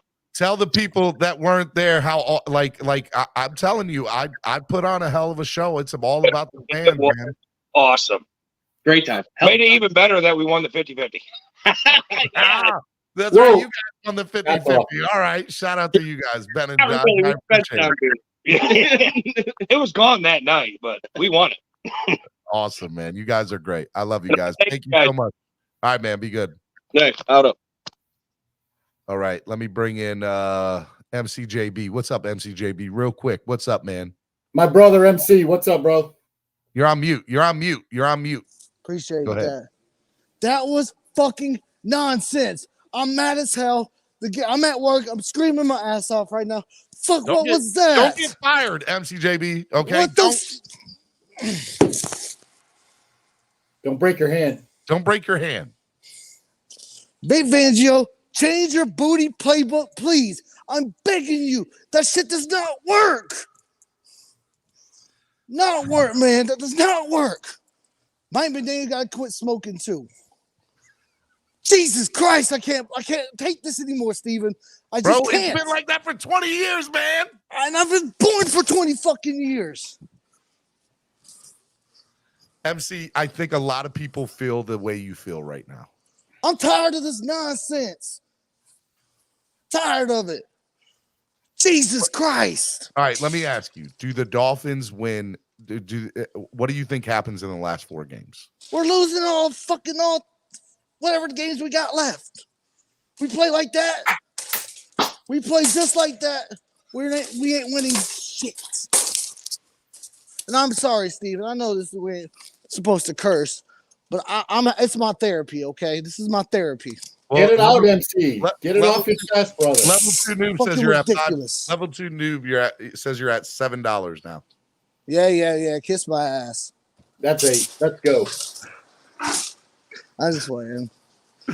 Oh man. But dude, I've had enough. It's got me to the point where I about broke my own car last night. And I'm at work, so I gotta go. I think I love y'all boys. See y'all. I'll see you, Cameron. I will see you this Sunday. That sounds good, brother. Get on the mic, man. Get on the mic with Breezy and Solo. Oh shit. All right, bet. I'll pay you soon. Right. I got you, Steven. See you. I love MCJB. They got him on the camera at Target parking lot, man, banging up those shopping carts. That poor kid, man. Oh my God. He's gonna be back working security at the stadium. Just so you know, both times, like, come on, bro. FCJB, come on. He got fired because of this show. Don't you making me bad? Like, I'm gonna need you to keep your $11 that you owe the swear jar. See, I can't be stealing your money because he's about to get fired, bro. 2 weeks before Christmas. No, don't do it, FCJB. Oh my God. All right, let me bring in the next guest, man. Cat for life. What's up, brother? What up, Q? Steven, good morning, What up? gentlemen. What up? What up? You? Man, what a turn of events yesterday, right? Yes. I was sure up 27-13. I was like, just hold them on. Hold them on for 10 minutes. Hey, I'm getting a lot of feedback. I'm getting a lot of feedback from you. My bad. So I don't have my headphones in, so I'm kind of doing something right now. So I'm speaking straight to the mic right now. Right there, sound good. Wherever, right there, you're good. Right here? Yep. Right here? All right. Like I said, 27-13, up 2 touchdowns. I'm like, bro, right here. This is where you win it. The game is done. You're up 2 points in the fourth. Hold it right there. And I'm surprised that people are shocked at the way the offense performed yesterday.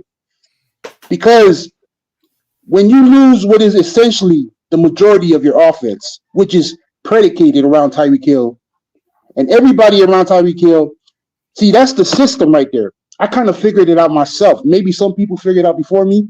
Well, good on you.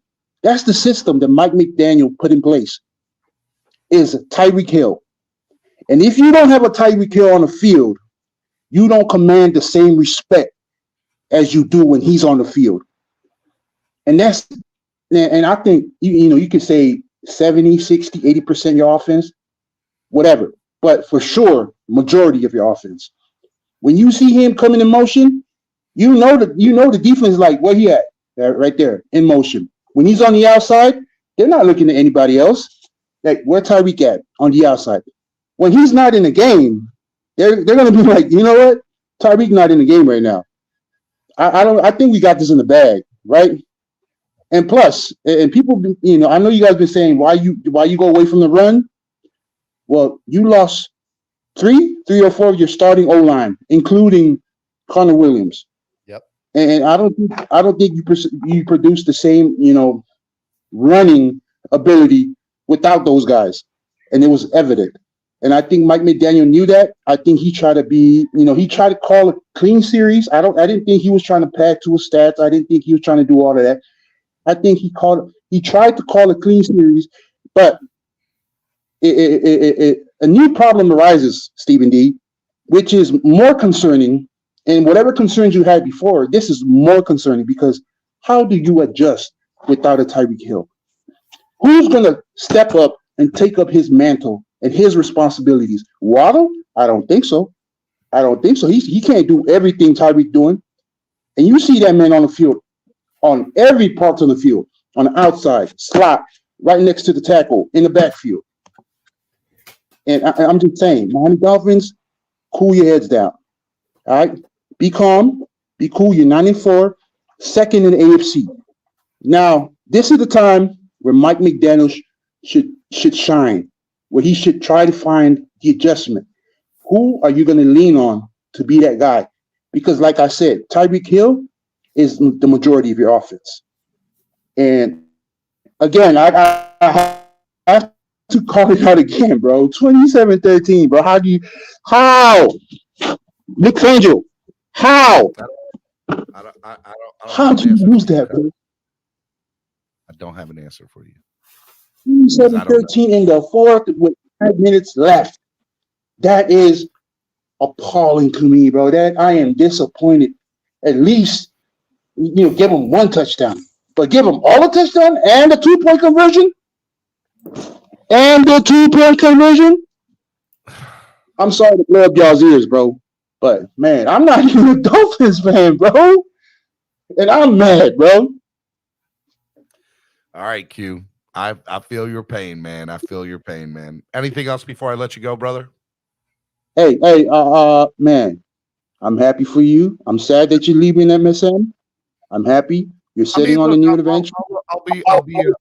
I'm a Dolph fan with attitude for life, but trust me, clock blockers ain't going nowhere. So, Right on. Well, once you get situated, because I don't have social media, share that link so that link get to me so I can get to the show. so Thursday or Friday on the show, I'll make the announcement. Because I'm Right probably on. going to be making the announcement.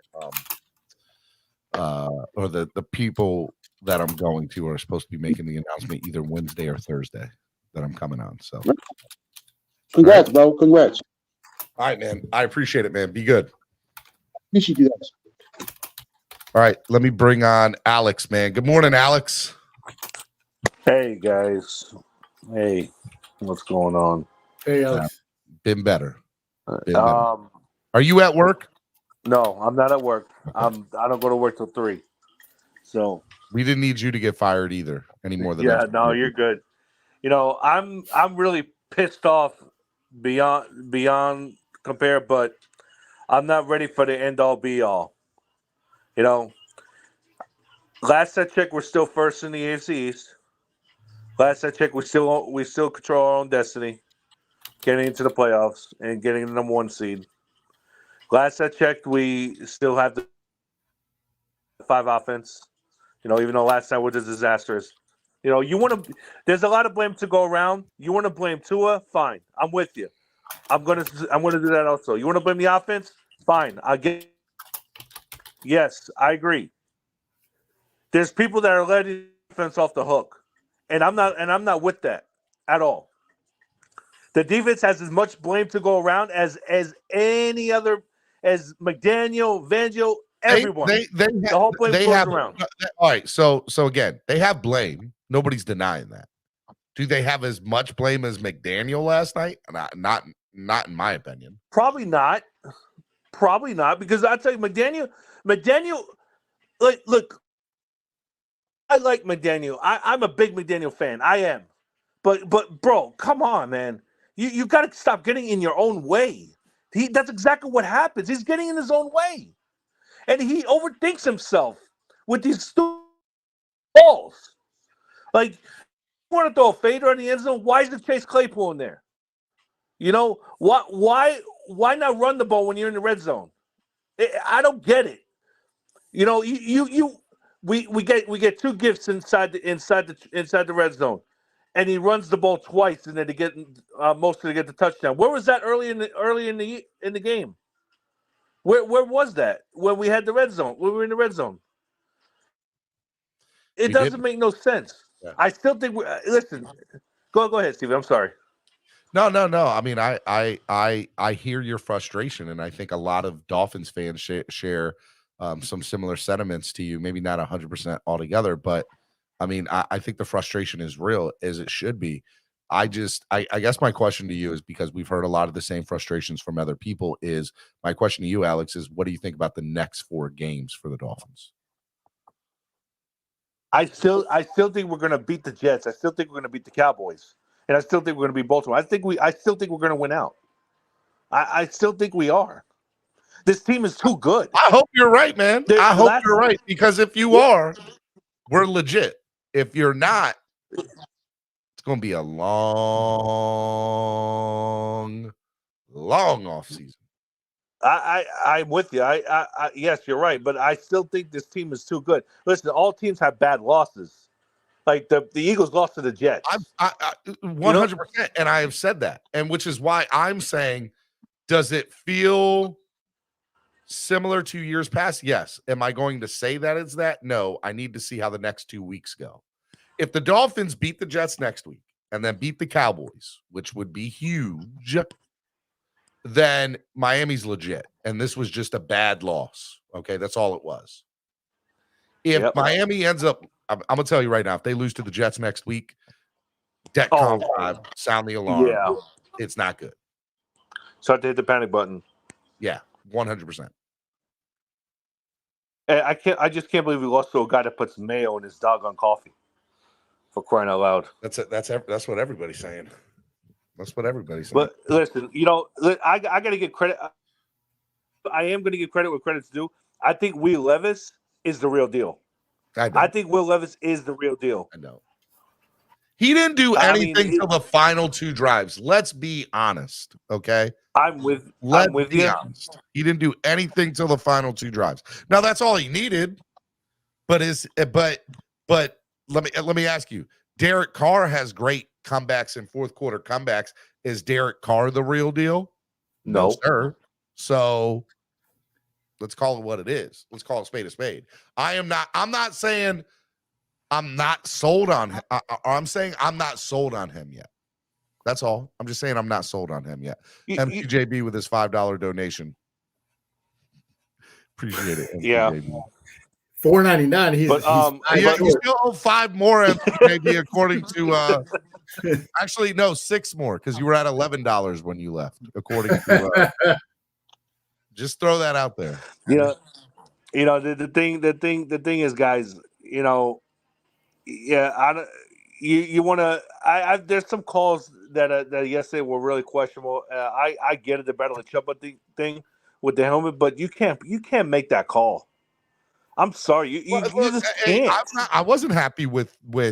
Here's the thing: officiating in the NFL right now has just been bad.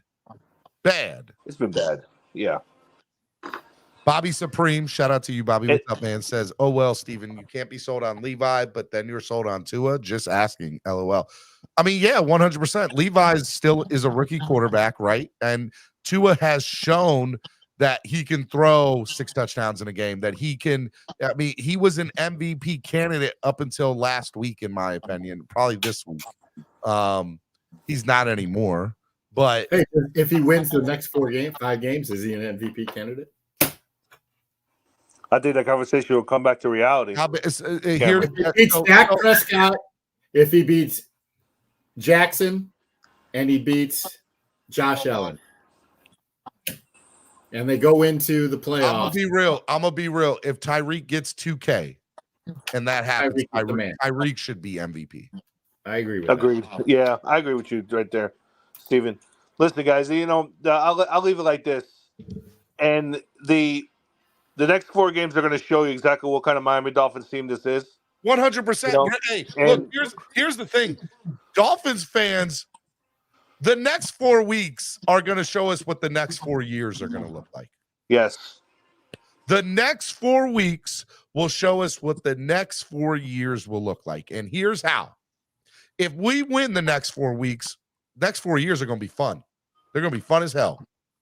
If we lose the next 4 weeks, they're going to blow this thing up in the offseason, as they should, and we're going to have to hit the reset button, and it's going to be same thing all over again every 2 or 3 years, hitting this freaking merry-go-round of just same old Dolphins. Question for both of you guys. I don't want that. Question for both of you guys, but real quick. If, God forbid, they miss the playoffs, Greer doesn't survive? And McDaniel doesn't survive, in your opinion? I'm telling you right now, if they don't make the playoffs, hell, if they lose the next 4 and just barely get in, everybody should be gone. Yeah. Starting at Greer. You got to hit the reset button on everything. And everybody says that's extreme. It's not extreme. Not at all. And here's why it's not. Because we've seen this scenario before. All we're doing is, by keeping them another year, is delaying the inevitable. If they don't make the playoffs, every single person should be gone. All of them. I'm telling you right now, if they don't make the playoffs, that's what should happen. Because it would be one of the most epic collapses in NFL history. 9-3, ready to take on the first seed. You lose to Tennessee and you lose the last 5. Oh my God! Please don't let that happen. That's that is the nightmare of all nightmare scenarios. I think the last 20 years are going to show us what the next 4 years are going to be like. Please, I really don't know how much longer my mental health can take this Dolphins team. Look, hey, you're a Dolphins fan. You're strong, bro. You're strong. You know, being a Knicks fan, a Mets fan, and and an Islanders fan is tough enough, but being a Dolphins fan is just as bad. You're strong. You know? All right, brother. But- Let me let you go, man. Be good. Hey, congratulations again, and God, and you're a great dude. With a big heart, and you deserve the world, my friend. You really do. I really and hope appreciate you and saying that. I really am happy for you, bro. I really am, man. God bless, bro. God bless you, man. Be good. Be All right, good, man. Cameron. Take care. You too, bud. Take care, Alexander. Good to hear from you. It's been Notorious JP. What's up, Notorious JP? What's up, man? My man, how you doing? I'm surviving, man. It's Therapy Tuesday. Well, first and foremost, like my brother Alex said, not a more deserving person. I congratulate you for it. I know first and foremost how hard it is to build a sustainable YouTube channel. I mean, 11,000, 11K subscribers, that's a lot of subscribers for YouTube. And you've always been one of the voices of reason around here, even though a lot of us aren't very reasonable at times. So I salute you for that. And I appreciate that. Best of you to your future journeys. I sent you a message on X, Twitter, whatever it's called now. So if you can let me know where I can keep up with you after this, much obliged. Will do, man. You'll be getting that announcement in the next couple of days. Promise.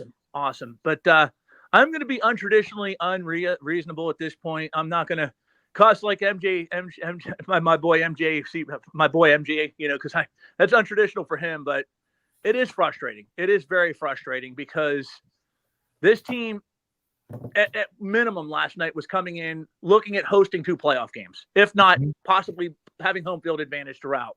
Yep. Now we're talking about being in doubt, going into this week against the Jets. I mean, then you got the hard part of the schedule with Dallas. We still control our own destiny to get the number 1 seed, to be perfectly fair. We do, but now it's a little bit more, there's doubts planted in our mind. And this is a game that should have been won. This is a game that could have been won. And I'm not going to come on here and blame McDaniel. I'm not going to come on here and blame the defense. It was a cumulative effort. Everybody pooped the bed, for lack of a better term, against a game they should have won. And I'm just going to say, this is 30 plus years of this garbage. People saying, I get it, calm down, relax. So many of us have had the rug pulled out from under us so many times, and where it's deja vu all over again. And, pardon us if we're at the point to where we're thinking, oh crap, here we go again.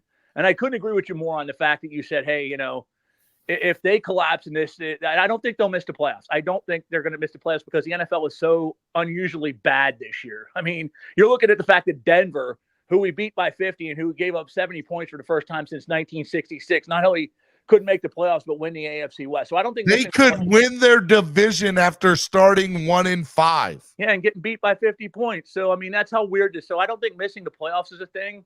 But I think even if they wind up going on the road for a first round game, I think there's going to be some real discussions to be had. And I love McDaniels. I do. I'm going to tell you right now, if they don't win a playoff game, everybody's got to go. They do. Go. I agree with you 100%. And it's like, there's no time for. I think if they make the playoffs, they won't blow it up. But I think if they don't win a playoff game, there should be at least a discussion about it at minimum. No. Next year's a make or break. Then if they go one and done again, that's everybody needs to sit down and say, look, this ain't acceptable. We made the playoffs back-to-back years, great, but we got to take that next step next year. There's too much invested.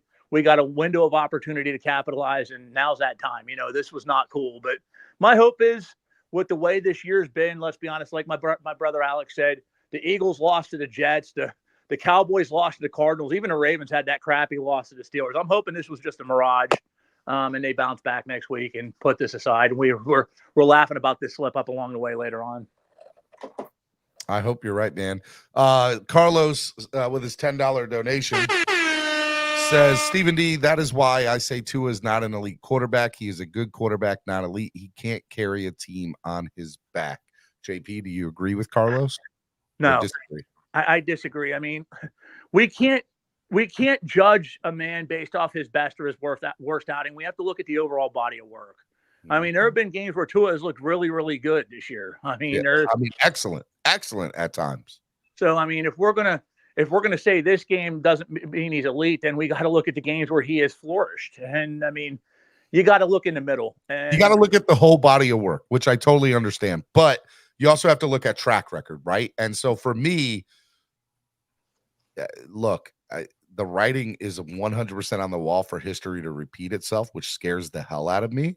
But it's also a new year. It doesn't mean that we have to lose games in December. It doesn't mean we have to go on a losing streak. It doesn't mean that we have to do X, Y, and Z, right? Like we 100% can be a really, really, really, really good football team. And but if we're going to be that, we got to win 3 out of the next 4 games. And that's where I'm at with it. That's my goal. 3 out of the next 4. We win 3 out of the next 4. It's whatever. Right? I'll take whatever comes with that. Well, to answer Carlos, go piggyback off what Carlos said here. Here's where Tua is going to have to prove the detractors and the people that speak down about him wrong. And this is even McDaniels. Pull him aside, because there's an old saying: you learn about as much about yourself with a loss as you do 10 wins. This is where everybody has to get together. Hill, Waddle, the defense. We all have to pull each other aside and say, look, this excuse my language, Stephen, this sucks. This is terrible. This is a bad loss. There's no other way around it. We can't sugarcoat it. But brush it off, put it aside. We can't dwell over it. We got the Jets to focus on. Let's be honest, the Jets just had a really nice win against Houston this week. I hate to say that. Houston's looking good, and they beat the crap out of them. We got to focus on the Jets. We take it one game at a time. We, as you said very adequately, we control our own destiny. Let's just put this as a hiccup on the road, and let's focus on the rest of the season and try to get home field advantage. And if they move on past this, that is where you will dictate what kind of coach Mike McDaniel is, what kind of quarterback Tua Tagovailoa continues to be, and it's what they do from here that'll dictate who they are, in my opinion. I agree, man. I 100% agree. JP, I appreciate you coming on, brother. Thank you so much for your love and support, and can't wait for you to move over with me to my new home and keep on supporting, man. Thank you. Always a pleasure, never a chore, my dude. Thanks, man. All right, man. Be good. All right. Carlos with another $10 donation said, I disagree. I would like to see Tua a year without Hill. Steven, where are you going? Carlos, I will be making that announcement. Actually, the place where I'm headed is going to be making that announcement in the next 48 hours. And once they do, I will make the announcement. They wanted to do it, and they want to do it in their own way. So I'm going to let them do that. And once they'll do that, we'll be good to go. And I'll tell you. So Friday will be the last show for Clock Blockers on Miami Sports Music. And then Monday, Clock Blockers will be in its new home. And we'll announce that later on this week. Hey, man, before I, finish up and wrap up here, side note, not Dolphins related. Got to say this to you. My boy, man, he out here winning championships and MVPs of tournaments out here, son. He out here doing stuff Jordan ain't never do. He was the first to do it. He out here just breaking records, taking names. He older than everybody in the league and still out here the GOAT. Stop it, Cameron. Don't you dare talk about my boy LeBron. LeBron out here winning championships, baby. Lena, I don't want to see that man. Don't nobody want to see that man. Get him off my show. We out here winning in-season tournaments and MVPs, baby. That for the first time. That was the first tournament. You clown. I was so mad that you didn't send me nothing when it happened. Are you still locked out of your stuff, by the way? Yes. Just my East 32 Dolphins tailgate works fine. My Sawgrass barbecue works fine. Facebook, not so much. King Dolphin says, can't argue anymore. LeBron is GOAT. You right, King Dolphin. You right. Level 2 Noob said it's the only trophy he's going to win this season. Y'all better stop. Leave my man alone. Pretty much. Nice participation trophy for an in-season tournament. LeBron is corny winning the irrelevant tournament. He tried his hardest, too. Y'all leave my man alone. Stop Thanks it. so much, Stop Dolphin. it. Dolphin for life. See, there's people that know basketball, bro. There are some, like millennial fanboys up here tugging at this jock strap. Hey, Spirit Finger said a very hard loss because it was a game we should have won, just like JP. We still control our own destiny. Got to get ready for the next game, which are our hardest challenges to come. Spirit Fingers, after that loss, they showed you.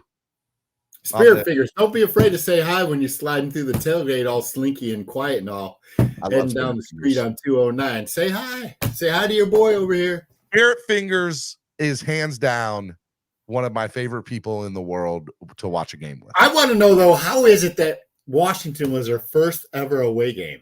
Like, and she didn't, and Spirit didn't come to any of my stuff for it. I just want to throw that up. Now she had other prior engagements. I but get who cares? it, Like, but I'm still gonna give her stuff about one of the like legit fans that we know, man. Most diehard fans. I love Spirit Fingers. I love her. She's the best. Carlos says, "Will I still find you on YouTube? I was a Magic fan. Yes, I will still be on YouTube." Chris Morita says, "Go Cowboys." Chris, go Cowboys. No, stop it. Hey, Marita, you clown, you get back to work. Marita. Hey, Marita, hey, come on out this. Oh, he will be at the tailgate this Sunday at the Jets game. You were so far away. I was tailgating in Purple Lot. You know what, Spirit Fingers? You I'm didn't sorry. come the night before to the meet and greet. I'm sorry, Gloria. You. I'm sorry. I got to cater to you, Spirit Fingers. I love her. Oh my goodness. Oh, congrats to Lou and 305 Sports, babe. Yes. He out here proposing. Did you He see said, my "I'm gonna get a post? victory formation"? Did you see my post on Instagram? No, I didn't. Because I caught him on the screen. I took a picture. I said, "Best thing to happen in this game, right there." It was hands down the best thing that happened last night. So shout out to them. I'm so happy for her and Lou, and this should be good stuff, man. All right. I got that video, Finn Sasson says. Who's coming to Baltimore? Are you coming to Baltimore, Cameron? Have you decided yet? I have my hotel rooms booked. Yes. Did I say I'm coming? Did you book it at the hotel where we're at? No, I got my wife and kid with me, man. It's a good hotel. What are you talking about? Like, we'll have the bus and everything leaving from there. We'll talk. Okay. All right. Bro, I am Miami Sports Music now. Like, you can't charge me shit. Cameron, I can't with you. Me and Solo had a long talk last night, by the way. You'll be hearing from the committee here soon. Oh, people are so now. So Solo was all good with it. Now all of a sudden y'all are talking behind my back and mad at me now, huh? And by the way, our fourth member of Miami Sports Music governing committee was at the game last night as well. I know. Uh-huh. It's a miracle, but I wasn't. Mm-hmm. Steven, do you think Tua will put up numbers without Tyreek? Yeah. Sure. I think he will. It'll just be hard to, Tyreek ain't going nowhere. Tyreek's staying here for the rest of his career. Now, But whether he's not that's on the 1 year, injury 2 years, list, 3 years, I don't know, but he's here till the end of his career. The color, I'm with you 100%, brother. And what you brought to the tailgate last night, we'll be enjoying together at that parade. We can only hope we're laughing at this day during the parade. Just so y'all know, I still have my ticket from Vegas to Fort Lauderdale. I did not book it to go back to Mississippi. I booked it to go to Fort Lauderdale because I know we're going to have a parade. Facts, baby.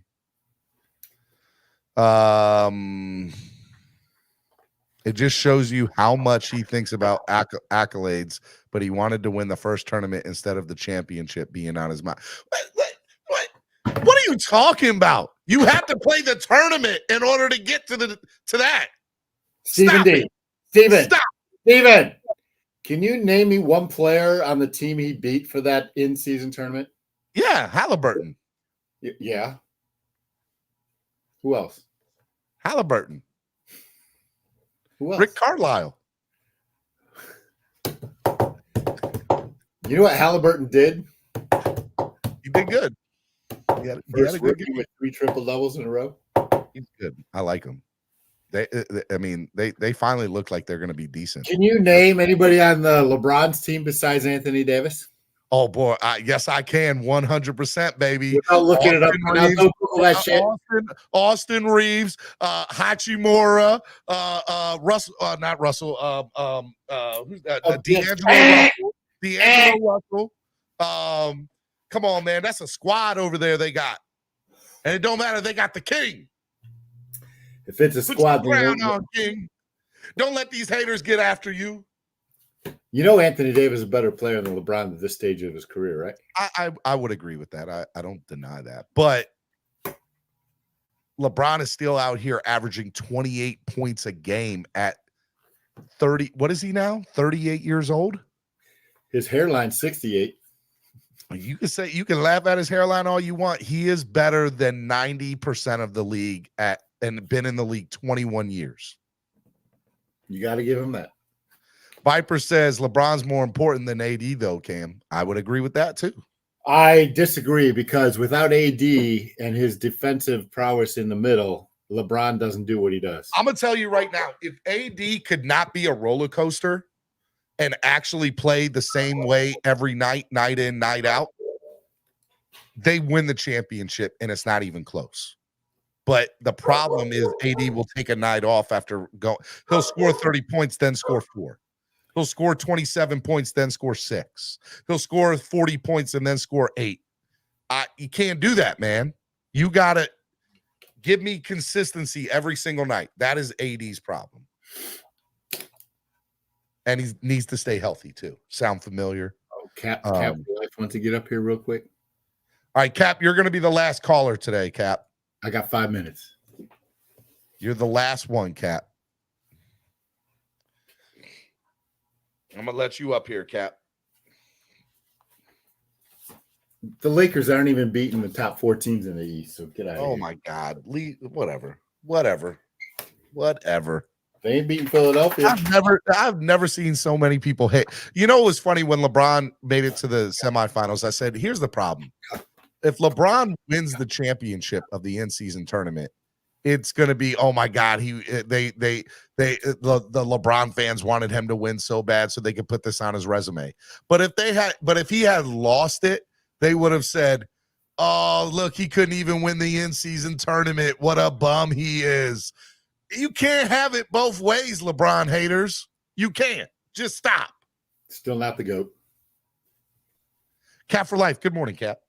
Hey, Cap. Good morning. Good morning, my friends. Cameron, Steven, man, this is going to be tough, bro. I'm going to have to, try to get through this without breaking down mentally and emotionally because I feel like this is the last hurrah, gentlemen. Well, you know why? You know why? Because Stephen D doesn't know that we're taking over Miami Sports Music and having the Cam and Cap show. Yeah! Hey, you can come by once a month, bro. It's cool. It's cool. Okay. All right. Hey, but no, man. Look, man. God, I don't know where to start. I just don't want to take up too much time because I know we're pressed for time. But man, we did not do ourselves any favors, guys. I just, I know we're going to be okay. I mean, the numbers don't lie, but the numbers are also starting to dwell. And then when they start to dwell, I mean, you have no choice but to question, man. I'm not getting too hyped up on the situation with the O-line and the coaching because it makes no sense to bitch about something that we've been bitching about for 4 years. You think it's fixed, and then we're still complaining about it. Look, man, it is what it is. We're in too deep right now. You know what I mean? If we want to get to where we want to get, we have to go through these type of games. We wanted to see this type of outcome if Cheetah and Tua were not together. I mean, we finally saw it. It's not to our liking, but damn, to criticize the whole team, it's rightfully so. But you did run the ball. And if you can run the ball, somebody just please get that to McDaniel, bro, that just please learn to use what you have when you don't have what you need. I understand, bro. And like I said, I don't want to be long-winded, but to be critical on the team is fine. But, at this point in the game, bro, it's not wrong to criticize the quarterback. And when you got a rookie quarterback outperforming your starter who's about to get paid, the math ain't mathing. I don't know, man. I think we're going to be fine moving forward. And that's just, me being on the hopium right now when everybody else is just not taking the hopium. But you need to be like this, man. If we're gonna be where we need to be, we gotta have tough skin, moving forward the next 24 hours, because Good Morning Football just pretty much the darlings of the Dolphins pretty much just turned their back on our quarterback. So that right there is to let you guys know we are all we got moving forward. I think that,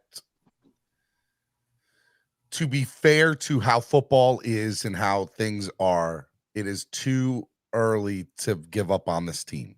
You should not give up on this team. But, and there is a but, we're 9-4. You can't. I understand people's nervousness of how the outlook looks compared to what this team does from years past. But this is a different team. Let's give them the benefit of the doubt, because what else are we going to do? Give up and say, screw it? Yeah, bro. And I know I nitpick at Tua. I mean, even if it's true, I don't want to think that. Look, I nitpick at Tua. I'm his biggest criticizer, whatever. I'm the harshest critic when it comes to me being, brutally honest about what's been the past 3 years in December. And I'm sorry, until you change that narrative, it's gonna live with you, man. And that's fair. I don't have an. I don't want that. I don't want that. I don't want that for that kid, bro. He's worked really hard. I don't want to have to be like, look, man, just look at the quarterback for once and don't be shy, or don't get irritated or butthurt when somebody says, hey, maybe it is the quarterback in December. Maybe it's just not all coaching, and maybe it's not all the O-line. You know what I mean? Like the excuses start running thin after that, man. And I think it'll benefit him, bro. Like, everybody says, oh, you can't talk about the quarterback. F that, bro. I keep talking about him. He keeps breaking records. So, hey, man, let's keep doing this, bro. Cam, anything for Cap? I'm taking the hopium. I'm trying to. You guys are force feeding it on me. I'm trying to. Look, listen, we're all in the same boat, Cap. We're all in the same boat. We're all drinking that hopium, right? Snorting the opium. Yeah, man.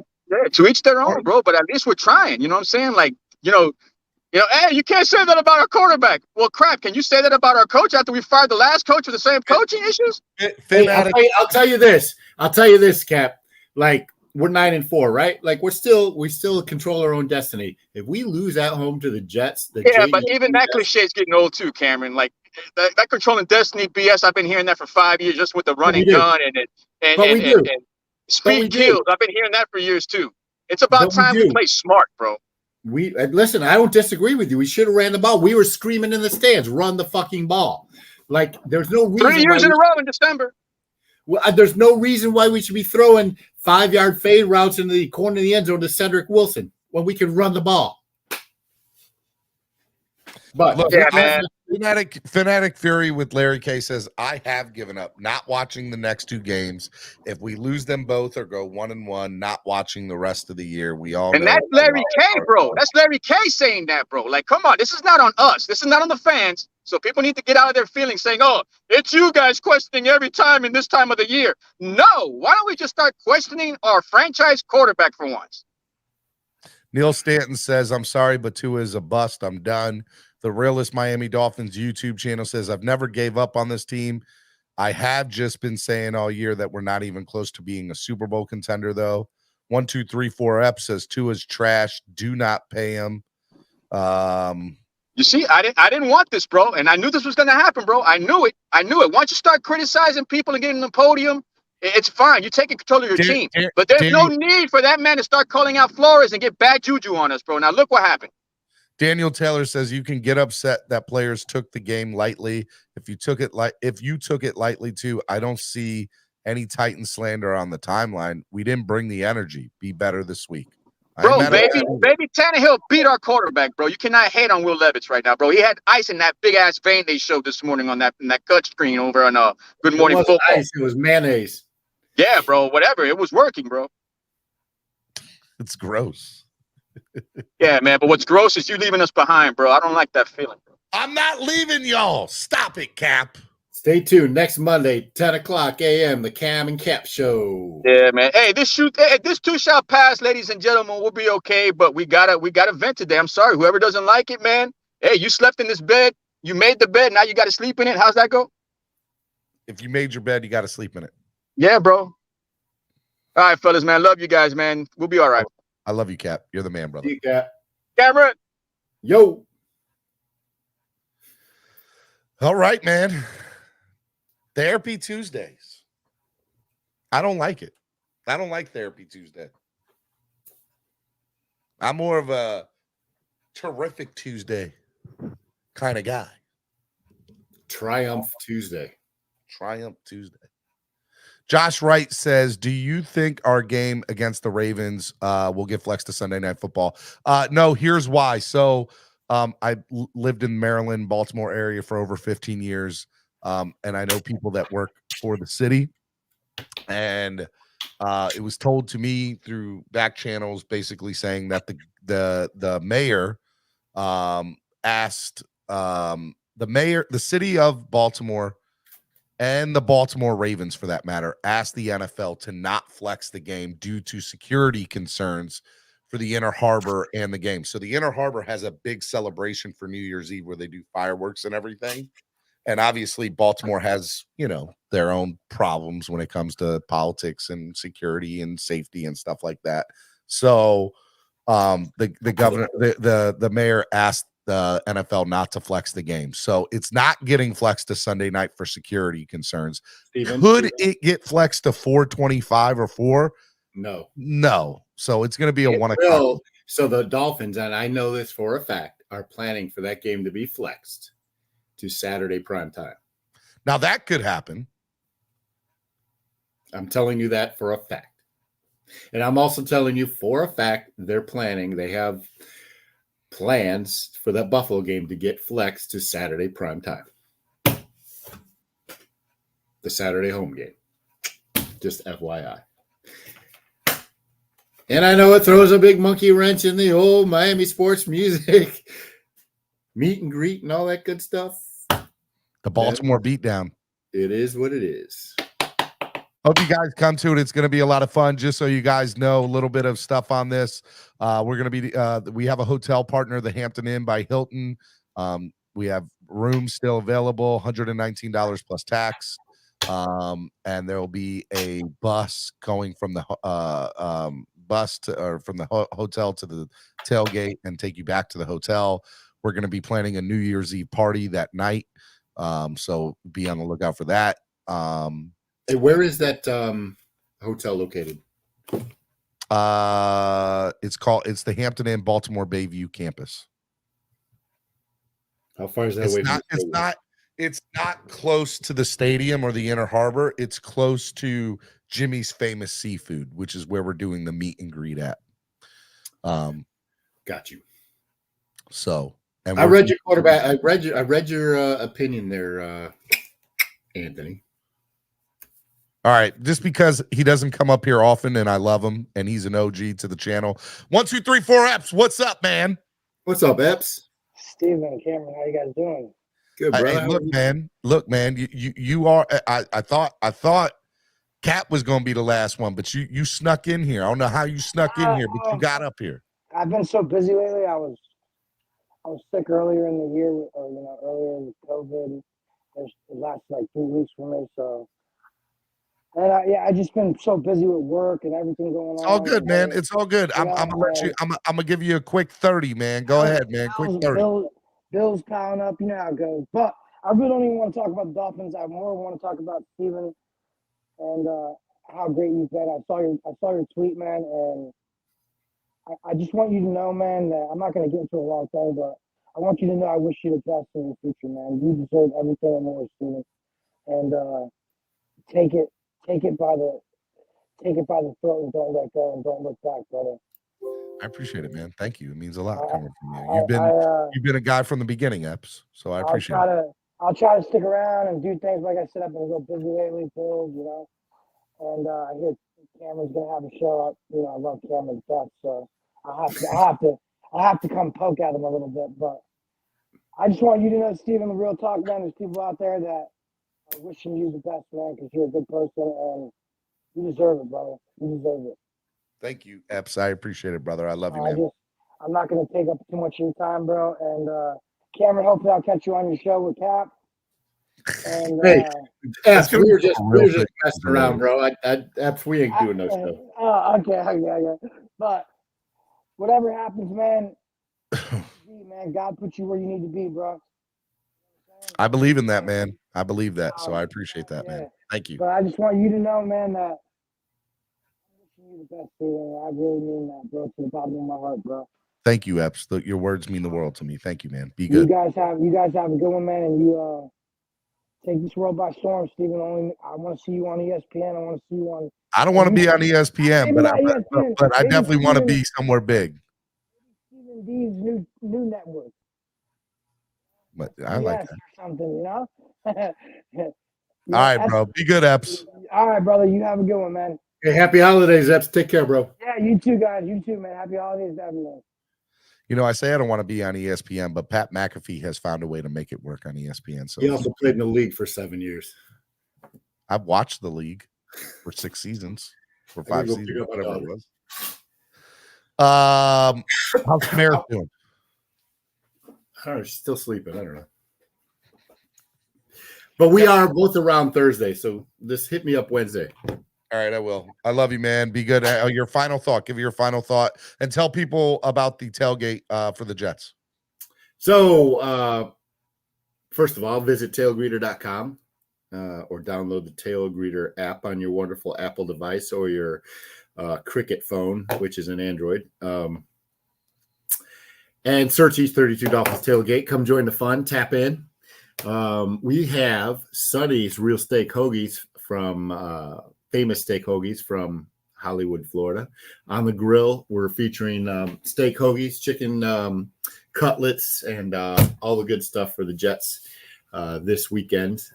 It's going to be exciting. Got a good crowd already booked out there, so come join the fun. It's going to be fly. My last thought is it's December football. If this team is real, they have to prove it over the next 5 games. And we're all in for a ride, bro, for better or for worse. And it starts with the Jets. Like, we have to curb stomp the Jets to get any of the bad taste out of this Monday Night Football game out of our mouths. We have to prove to they have to prove to themselves, not only to themselves, but all us fans and the rest of the NFL that they're legit if they're going to be taken serious as contenders. Because if they lose to the Jets, if they lose at home to the Cowboys, you're right, Steven. Like, the bell shall toll. And listen, we can limp into the playoffs and get curb stomped in the first round by Cleveland. That would be even worse to me. I hope that doesn't happen. But I'm telling you, bro, that's a situation this team has put us in. We're 9-4. We do control our own destiny, but this team has to prove it. Tua has to prove it. Mike McDaniel has to prove it. Vic Fangio has to prove it. And that's the 3 people that the weight of this future going into the playoffs weighs on, bro. It's those 3 people. The crux. That's it. All right. I'm with you, man. I love you, brother. LeBron all day. You clown. That clown, he's a clown. LeBron is a clown. Clown. Bye, clown. See you Thursday. Bye, buddy. All right. Miami Sports Music's number 1 midday show, Clock Blockers. MCJ or Q with his $2 donation. I appreciate it, man. Thank you. Great show today. Loved it. Y'all are the best fans in the world. Tomorrow will be Wiling Out Wednesday, so it'll be the last Wiling Out Wednesday on Clock Blockers. Yeah, so I hope y'all come and I hope y'all hang out. All the rules will be in effect. Swear jar will be in effect, unless somebody pays to have the swear jar off. Tomorrow's going to be a great show and it's going to be a fun one. And I can't wait to see y'all tomorrow. And hope you all stop by. Hit the like button. And I will see you all tomorrow, my friends. I love y'all. Fins up. We're going to be fine. We're going to win. We're going to win, guys. Get your bags of hopium. Bags of hopium here, baby. Okay? Let's go. Love y'all. Peace. know the whole city riding. A little early, it's a bit surprising. Business moves, now we enterprising. Switch it up, now we improvising. Go to get in the winter column. Whole squad been trained to go. Fence for life, we throw the foe. Singing this just to welcome bro. To a time, to a time. Time to grind, time to shine. To a time, to a time. To a time, to a time. To a time, to a time. Time to grind, time to shine. To a time, to a time. To a time, to a time. My intuition told me this. Trust the coach, he holds the